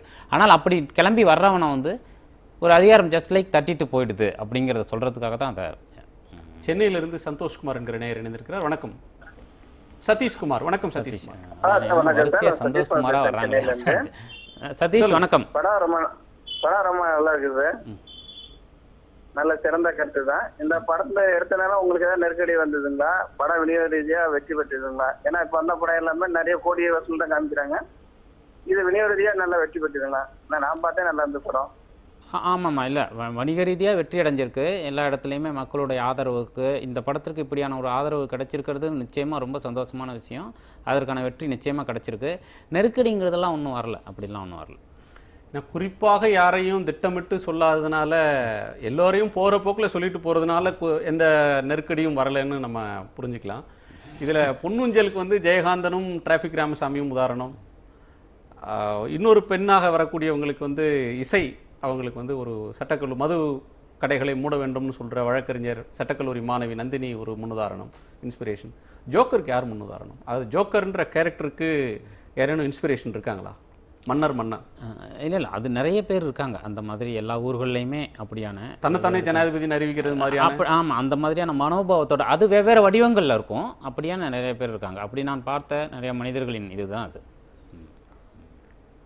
கல்பாக்கத்திலிருந்து ராதாகிருஷ்ணன் இணைந்திருக்கிறார். வணக்கம் ராதாகிருஷ்ணன். திரு ராஜமுருகனிடம் நீங்க கேட்க விரும்புகிற கேள்வி என்ன? வணக்கம் சார். வணக்கம். வணக்கம் வணக்கம் சார். ராஜமுருகன் சார் கிட்ட பேசல சார். வணக்கம் வணக்கம், சொல்லுங்க ராதாகிருஷ்ணன். வணக்கம் சார், உங்களை ரொம்ப பிடிக்கும் சார். ஆனந்த விகடன்ல இருந்து உங்களை படிச்சுட்டு இருக்கேன் சார். உங்க வட்டிய முதலம் நன்றி. ரொம்ப ஒரு சமூகத்துக்கு எடுத்துக்காட்டான அந்த தொடர். நன்றி ராதாகிருஷ்ணன். வட்டிய முதலமா ஒரு நல்ல ஒரு மக்களுக்கு சமூகம் கூட எழுதுனீங்க சார். அதுல இருந்து உங்களை ரொம்ப பிடிக்கும் சார். Thank you thank you. உங்க மேல இருக்கிற அன்பை வெளிப்படுத்துறார். நாளை ஒரு போராட்டம், வீதிக்கு வா தோழா அப்படின்னு சொல்றீங்க. இன்னைக்கு சமூகம் இருக்கிற சூழல்ல எதெல்லாம் எதிர்த்து போராட வேண்டியிருக்கு? நிறைய விஷயங்களை எதிர்த்து போராட வேண்டியிருக்கேன். அடிப்படையில் வந்துட்டு அதிகாரத்தின் அலட்சியத்தை நோக்கி போராட வேண்டியிருக்கு. அது முக்கியமாக அதுதான் முதல் விஷயம். அதுக்குள்ளேயே நிறைய விஷயங்கள் அடங்கிரும்னு நான் நினைக்கிறேன். ஏன்னா இன்றைக்கி இருக்கக்கூடிய நான் வந்து தொடர்ந்து சொல்கிறது வந்து சிஸ்டம்னு பேசுகிறோம் இல்லையா? சிஸ்டம் வந்து யாரால் இயங்குகிறது? அந்த மனிதர்கள் தான் பிரச்சனை. ஸோ நான் வேலுச்சாமி சார்கிட்ட ஒரு தடவை பேசிகிட்டு இருக்கும்போது அவர் சொன்னார், இந்த உலகம் தொடங்கினதுலேருந்து எத்தனையோ சித்தாந்தங்கள் தத்துவங்கள் வந்து இருக்குது. பட் என்ன பிரச்சனை, நான் வந்து கடந்த 50 வருடங்களாக அந்த பாதையில் நிறைய வந்திருக்கேன். பட் கடைசியாக அவர் சொன்னது நான் உணர்ந்து கொண்ட உண்மை வந்து எல்லா இசங்களும் எல்லா தத்துவங்களும் எல்லா சித்தாந்தமும் பெயிண்ட்டு தான். கடைசியாக பெயிண்ட் உதிர்ந்துரும், மனுஷன் வெளிப்பட்டுருவான், மனுஷன் தான் நிரந்தரம் அப்படின்னு சொல்லி. மேல்பூச்சா தத்துவம்ன்றதுலாம் இல்லை மேல்பூச்சின்னு சொல்ல வரல. அவர் வந்து அது ஒவ்வொரு காலகட்டத்திலையும் மனிதனை அடுத்த தளத்துக்கு நகர்த்திட்டு போவோம். ஆனால் கடைசியாக மிஞ்சி நிற்பது மனிதன் தான், அதாவது மனித மனம் தான் அப்படின்னு சொல்லி சொன்னார். நான் வந்து இது அவருடைய கருத்து. பட் இதன் மூலமாக எனக்கு என்ன கிடைச்சிது அப்படின்னா, மனிதர்களை சீர்படுத்தணும் அப்படிங்கிறது தான். சிஸ்டத்தை பற்றி தொடர்ந்து பேசும்போது மனிதர்களை சீர்படுத்தணும். ஸோ அதற்கான போராட்டங்கள், அதிகாரத்தின் அலட்சியம்ங்கிறது மனிதர்களின் அலட்சியம் தானே, அதற்கான போராட்டங்கள் தான் தொடர்ந்து நடந்துகிட்டே இருக்கணும்னு நினைக்கிறேன். ஒரு படைப்பாளியாக நீங்கள் வந்து ஒரு இடதுசாரி இயக்கங்களின் பால் ஒரு ஈர்ப்பு இருந்த ஒருவராக உங்களை அறிமுகப்படுத்திக்கிறீங்க. இன்னைக்கு மக்கள் பிரச்சனையை முன்னெடுக்கிறவங்கள அந்த படத்தில் வர்ற வசனத்தை ஒட்டி கேட்க வேண்டியது இருக்குது. யாருக்காக போராடுறோமோ அந்த மக்களுக்கே நம்மளை தப்பாக பார்க்குறாங்க, அவங்களுக்கே புரியலன்னு சொல்கிறீங்க. இது போராடினவங்களுடைய கோளாறா இல்லை பொதுமக்களோட கோளாறா? அவங்களுக்கு புரியும்படியாக போராடலையா? யாரோட கோளாறு? நீங்கள் வந்து ஒரு பெரிய கேள்வியை வந்து ரொம்ப சாதாரணமாக கேட்குறீங்க. ஸோ இல்லை, இதுக்கு பின்னாடி நிறைய விஷயங்கள் இருக்குது இல்லையா? ஒவ்வொரு காலகட்டத்திலையுமே கடந்து வந்த பாதைகள் இருக்குது. ஒன்று. ரெண்டாவது, இப்போ அடிப்படையில் வந்துட்டு நான் முன்வைப்பது வந்து இடதுசாரி இயக்கம் வந்து என்னை வளர்த்த இடம், அதில் வந்து எந்த மாற்றமும் இல்லை. அதை நான் தைரியமாக எல்லா இடங்கள்லையுமே சொல்கிறேன், அதில் எனக்கு எந்த இதுவும் இல்லை. பட் என்னை வந்து அப்படியான ஒரு ஒரு கலைஞனாக நான் அந்த இதுக்குள்ளே என்னை வச்சுக்கிறதுக்கு விரும்பலை. ஸோ ஒன்று. ரெண்டாவது வந்து தொடர்ந்து போராட்டங்கள் நடந்துக்கிட்டே வருது உலகம் முழுக்க. நம்ம இங்கேன்னு இல்லை, தொடர்ந்து போராட்டங்கள் நடந்துக்கிட்டே வருது. அது சில போராட்டங்கள் அந்த நோக்கத்தை வென்றெடுக்குது, சில போராட்டங்கள் தோற்கடிக்கப்பட்டதாக நினைக்குது. ஆனால் அது ஒருபோதும் முடியறதில்லை அப்படின்னு நினைக்கிறேன். ஸோ எல்லாத்துடைய விளைவுகளுமே அடுத்தடுத்த கட்டத்துக்கு நகர்ந்துக்கிட்டே இருக்குது. சில விளைவுகள் நல்ல விளைவுகள் இருக்குது. ஸோ தொடர்ந்து அந்த போராட்டங்கள் நடக்கும்போது அந்த நோக்கம் நிறைவேறும். அப்படி வந்து உடனடியே இதற்கான பதிலை இப்போவே சொல்லிட முடியாதுன்னு நான் நினைக்கிறேன். வெற்றி தோல்வின்னு தட்டையாக பார்க்க முடியாது. அப்படி வெற்றி தோல்வின்னு பார்க்க முடியாது. ஆமாம் ஆமாம், ஒரு அடுத்த பரிமாணத்துக்கான நீட்சின்னு பார்க்குறோம். ஆமாம், அதை பற்றி நம்ம தொடர்ந்து உரையாடலாம். அதுக்கு முன்னாடி தாரமங்கலத்திலிருந்து பெரியசாமி என்கிற நேயர் இணைந்திருக்கிறார். வணக்கம் திரு பெரியசாமி. வணக்கம் சார். வணக்கம் சார். ராஜ்முருகன் சார் ஒரு கேள்வி. சொல்லுங்க சார். வணக்கம் சார். இப்போ சமூக வலைதளங்கள்ல வந்து இந்த ஜோக்கர் படம் வணிக ரீதியா தோல்வி, ஆனா கதை நல்லா இருக்குன்னு சொல்லி ஒரு விவாதமே நடந்துகிட்டு இருக்குது. இத பத்தி நீங்க அதுல இருக்கிறதுனால நீங்க அதை பத்தி என்ன நினைக்கிறீங்க? வணிக ரீதியா தோல்விங்கிறதுனால இந்த மாதிரி படம் வந்து வணிக ரீதியாவும் வெற்றி படையணும், மக்கள் பட்ட அந்த கருத்தும் போய் சேரணும். இத பத்தி நீங்க என்ன சொல்றீங்க? இல்லை, அப்படி வந்து உடனே அப்படியான ஒரு முடிவுக்கு வணிக ரீதியாக படம் வெற்றி அடைஞ்சிருக்கு, எல்லா இடத்துலையுமே மக்கள் வர்றாங்க, எல்லார்ட்டையுமே பெரிய மரியாதையை பெற்று கொடுத்துருக்கு. ஸோ அப்படி உடனடியாக அதை ஒரு படம் வரும்போது இப்படியான விவாதங்கள்லாம் நடக்கும். ஸோ அதனால் அதுக்கு இப்படியே நம்ம பதில் சொல்ல முடியாதுல்ல. இந்த படத்தில் சமகால விஷயங்களை சொல்கிறீங்க. ஃபேஸ்புக் ஒரு முக்கிய ரோலில் இது கொடுக்குது. ஃபேஸ்புக்கில் வர்ற லைக்கு, ஃபேஸ்புக்கில் ஒரு பதிவு போட்டால் அதுக்கு வரக்கூடிய எதிர்வினை அப்படின்ற ஒன்றை சொல்கிறீங்க. அப்புறம் சில முகநூல் பதிவர்களுடைய பெயர்கள்லாம் கூட சொல்கிறீங்க. அதிஷா, சாருநிவேதா, யுவகிருஷ்ணா, நியாஸ் அகமட், அப்புறம் களப்போராளிகள்னு வந்தால் நம்ம எவிடன்ஸ் கதிர், ஹென்ரி டிஃபேன், இவங்கள மாதிரியானவங்கள சொல்கிறீங்க. இவங்கெல்லாம் இன்னைக்கு தவிர்க்க முடியாத ஆளுமைகளா மாறிட்டாங்க அப்படின்ற எண்ணத்துக்கு நீங்கள் வந்துட்டீங்களா? இல்லை, தவிர்க்க முடியாத ஆளுமைகள் அப்படியெல்லாம் நான் அது வரல. சமூக வலைதளங்கள்லையும் மற்ற தளங்கள்லையும் அவங்க தொடர்ந்து இயங்கிக்கிட்டு இருக்காங்க. இல்லை, அவங்க சமூக வலைதளங்களில் அவங்க தர்ற பங்களிப்பு அப்படின்ற ஒன்று சமூகத்தில் தாக்கத்தை நாள்தோறும் ஏற்படுத்திட்டு இருக்கு. இது ஒரு வெகுஜன சினிமாவில் கூட இதை சொல்லலாம், சொல்ல வேண்டிய தேவை ஏற்பட்டிருக்கு அப்படின்னு நீங்கள் நினைக்கிறீங்க? நிச்சயமாக ஏற்பட்டிருக்கு. அதில் என்ன மாற்றம் இருக்குது? அதாவது அது வந்து பெயர்கள் தான். பட் அந்த பெயர்களின் பின்னால் இருக்கிறது அந்த மாதிரி நிறைய பேர். ஒட்டுமொத்தமாக சமூக வலைதளங்கள் ஏற்படுத்தக்கூடிய பாதிப்பு இருக்கு இல்லையா, அதையும் அதுபடி புரிஞ்சுக்கலாம். நீங்கள் அந்த பெயர்கள்ங்கிறது தனி மனித பெயர்கள், அதில் இயங்கிட்டு இருக்கிறவங்க பெயர்கள் நான் எதுக்காக குறிப்பிட்டேன்னா நம்பகத்தன்மைக்காக குறிப்பிட்டேன். இது ஒரு கான்டெம்பரரி ஃபிலிம்ங்கிறதுக்காக இதுக்கு ஒரு நம்பகத்தன்மை உருவாகணும், அது யதார்த்தத்தை வெளிப்படுத்தணுங்கிறது அந்தந்த தளங்களில் இயங்கிக்கிட்டு இருக்கக்கூடிய தீவிரமாக இயங்கிக்கிட்டு இருக்கவங்களுடைய பெயர்களையும் நான் அதில் நம்பகத்தன்மைக்காக சேர்த்தேன். அதில் ஒட்டுமொத்தமாக சொல்ல வரும்போது அது ஒட்டுமொத்தமாக அந்த சமூக வலைதளமோ நிச்சயமாக இன்னைக்கு சமூகத்தின் மேலே ஒரு பாதிப்பை ஏற்படுத்தியிருக்கு. இதில் தருமபுரி அப்படின்ற ஒரு மண்ணின் மொழியை இதில் அறிமுகப்படுத்துறீங்க. ஏன்னா அது நெல்லை மொழி அறியப்பட்ட அளவிற்கு அல்லது தஞ்சை மொழியும் கோவை கொங்கு மொழியும் அறியப்பட்ட அளவுக்கு அந்த மக்களுடைய உழைக்கும் மக்களுடைய மொழி வந்து பெருவாரியாக வெளி உலகத்துக்கு தெரியாத ஒரு சூழல் தான் சொல்லணும். ஆனால் அதில் நீங்கள் எந்த அளவுக்கு கவனம் செலுத்துனீங்க அப்படின்ற ஒரு கேள்வி எனக்குள்ள அந்த மொழியை முழுமையாக எனக்கு தெரியும். நிச்சயமா சில இடங்கள்ல தருமபுரியின் அசலான வசனங்களை அந்த வட்டார வழக்க பேசுறாங்க. ஆனா பெரும்பாலானவங்க அதுல ஒரு நேர்த்தி குறைவு இருந்தது மாதிரி இருந்தது. எதனால? குறைவுன்னு இல்லை, அது பண்ணல. நான் வந்து தருமபுரியில கதை நடக்காதான், நான் ஏற்கனவே சொன்ன மாதிரி இந்த கதை எங்க வேணாலும் நடக்கலாம். அதனால இந்த படம் ஒரு நேட்டிவிட்டி படம் கிடையாது, ஒரு அந்த மண்ணை பற்றி பேசுகிற படம் கிடையாது. இது ஒரு அரசியல் படம். ஸோ அந்த படத்துக்கு நான் ஏற்கனவே சொன்ன மாதிரி அந்த காரணங்களால தான் தருமபுரியை நான் தேர்ந்தெடுத்தேன். ஸோ அதனால அந்த பகுதியை சேர்ந்தவர்களே நிறைய நடிச்சிருக்காங்க. மற்ற அவங்க எல்லாம் கரெக்டாக அந்த இதை பேசுவாங்க, ஸ்லாங்கை பேசுவாங்க. மற்றவர்களுக்கு நான் வந்து அதில் பிரத்யேக கவனம் செலுத்தலை, அதான் உண்மை. அதில் ஒன்றும் நான் அது தேவையில்லைன்னு நினச்சேன், வேற ஒன்றும் இல்லை. இல்லைன்னா அதை கவனம் செலுத்தி அதை பண்ணியிருக்கலாம். நான் வந்து அது தேவையில்லை, இந்த இதுக்கு தேவையில்லை அப்படின்னு நினச்சேன். இல்லை, ஒரு சமூகத்தில் சமகாலத்தில் ஒரு அரசியல் நையாண்டி படங்கள், அரசியல் விமர்சன படங்கள் அப்படின்னு வராத நேரத்தில் தொடர்ச்சியாக ஹீரோ வர்ஷிப், தொடர்ச்சியாக காதல் படங்கள் அல்லது தொடர்ச்சியாக ஒரு கேளிக்கைகள், எந்த கதையுமே இல்லாமல் கதாநாயகனே வில்லனாக நடிக்கிற படங்கள் வெற்றி பெறக்கூடிய ஒரு காலகட்டத்தில் மக்கள் பிரச்சனையை முன்வச்சு மக்கள் கோபம் கொள்ளணும் அப்படின்ற ஒரு விஷயத்தை சொல்லணுன்றதுக்காக ஒரு சிரத்தை எடுத்து ஒரு படத்தை பண்ணியிருக்கீங்க. ஒரு மாறுபட்ட திரை படத்தை தந்திருக்கீங்க. அந்த வசனங்கள் தொடர்ந்து மக்கள்கிட்ட ஒரு தாக்கத்தை ஏற்படுத்தி இருக்கிறத உணர முடியுது. நேயர்கள் பேசும்போது அதை புரிஞ்சிக்க முடியுது. இந்த தவிர்க்க முடியாத ஒரு கட்டத்தை இந்த படம் உங்களுக்கு நிச்சயமாக தந்திருக்குன்னு சொல்லலாம். இது உங்களுடைய ஒரு படைப்பாளியாக இது உங்களுக்கு ஒரு திருப்பு முனை அப்படின்னு சொல்லக்கூடிய அளவுக்கான ஒரு படம்.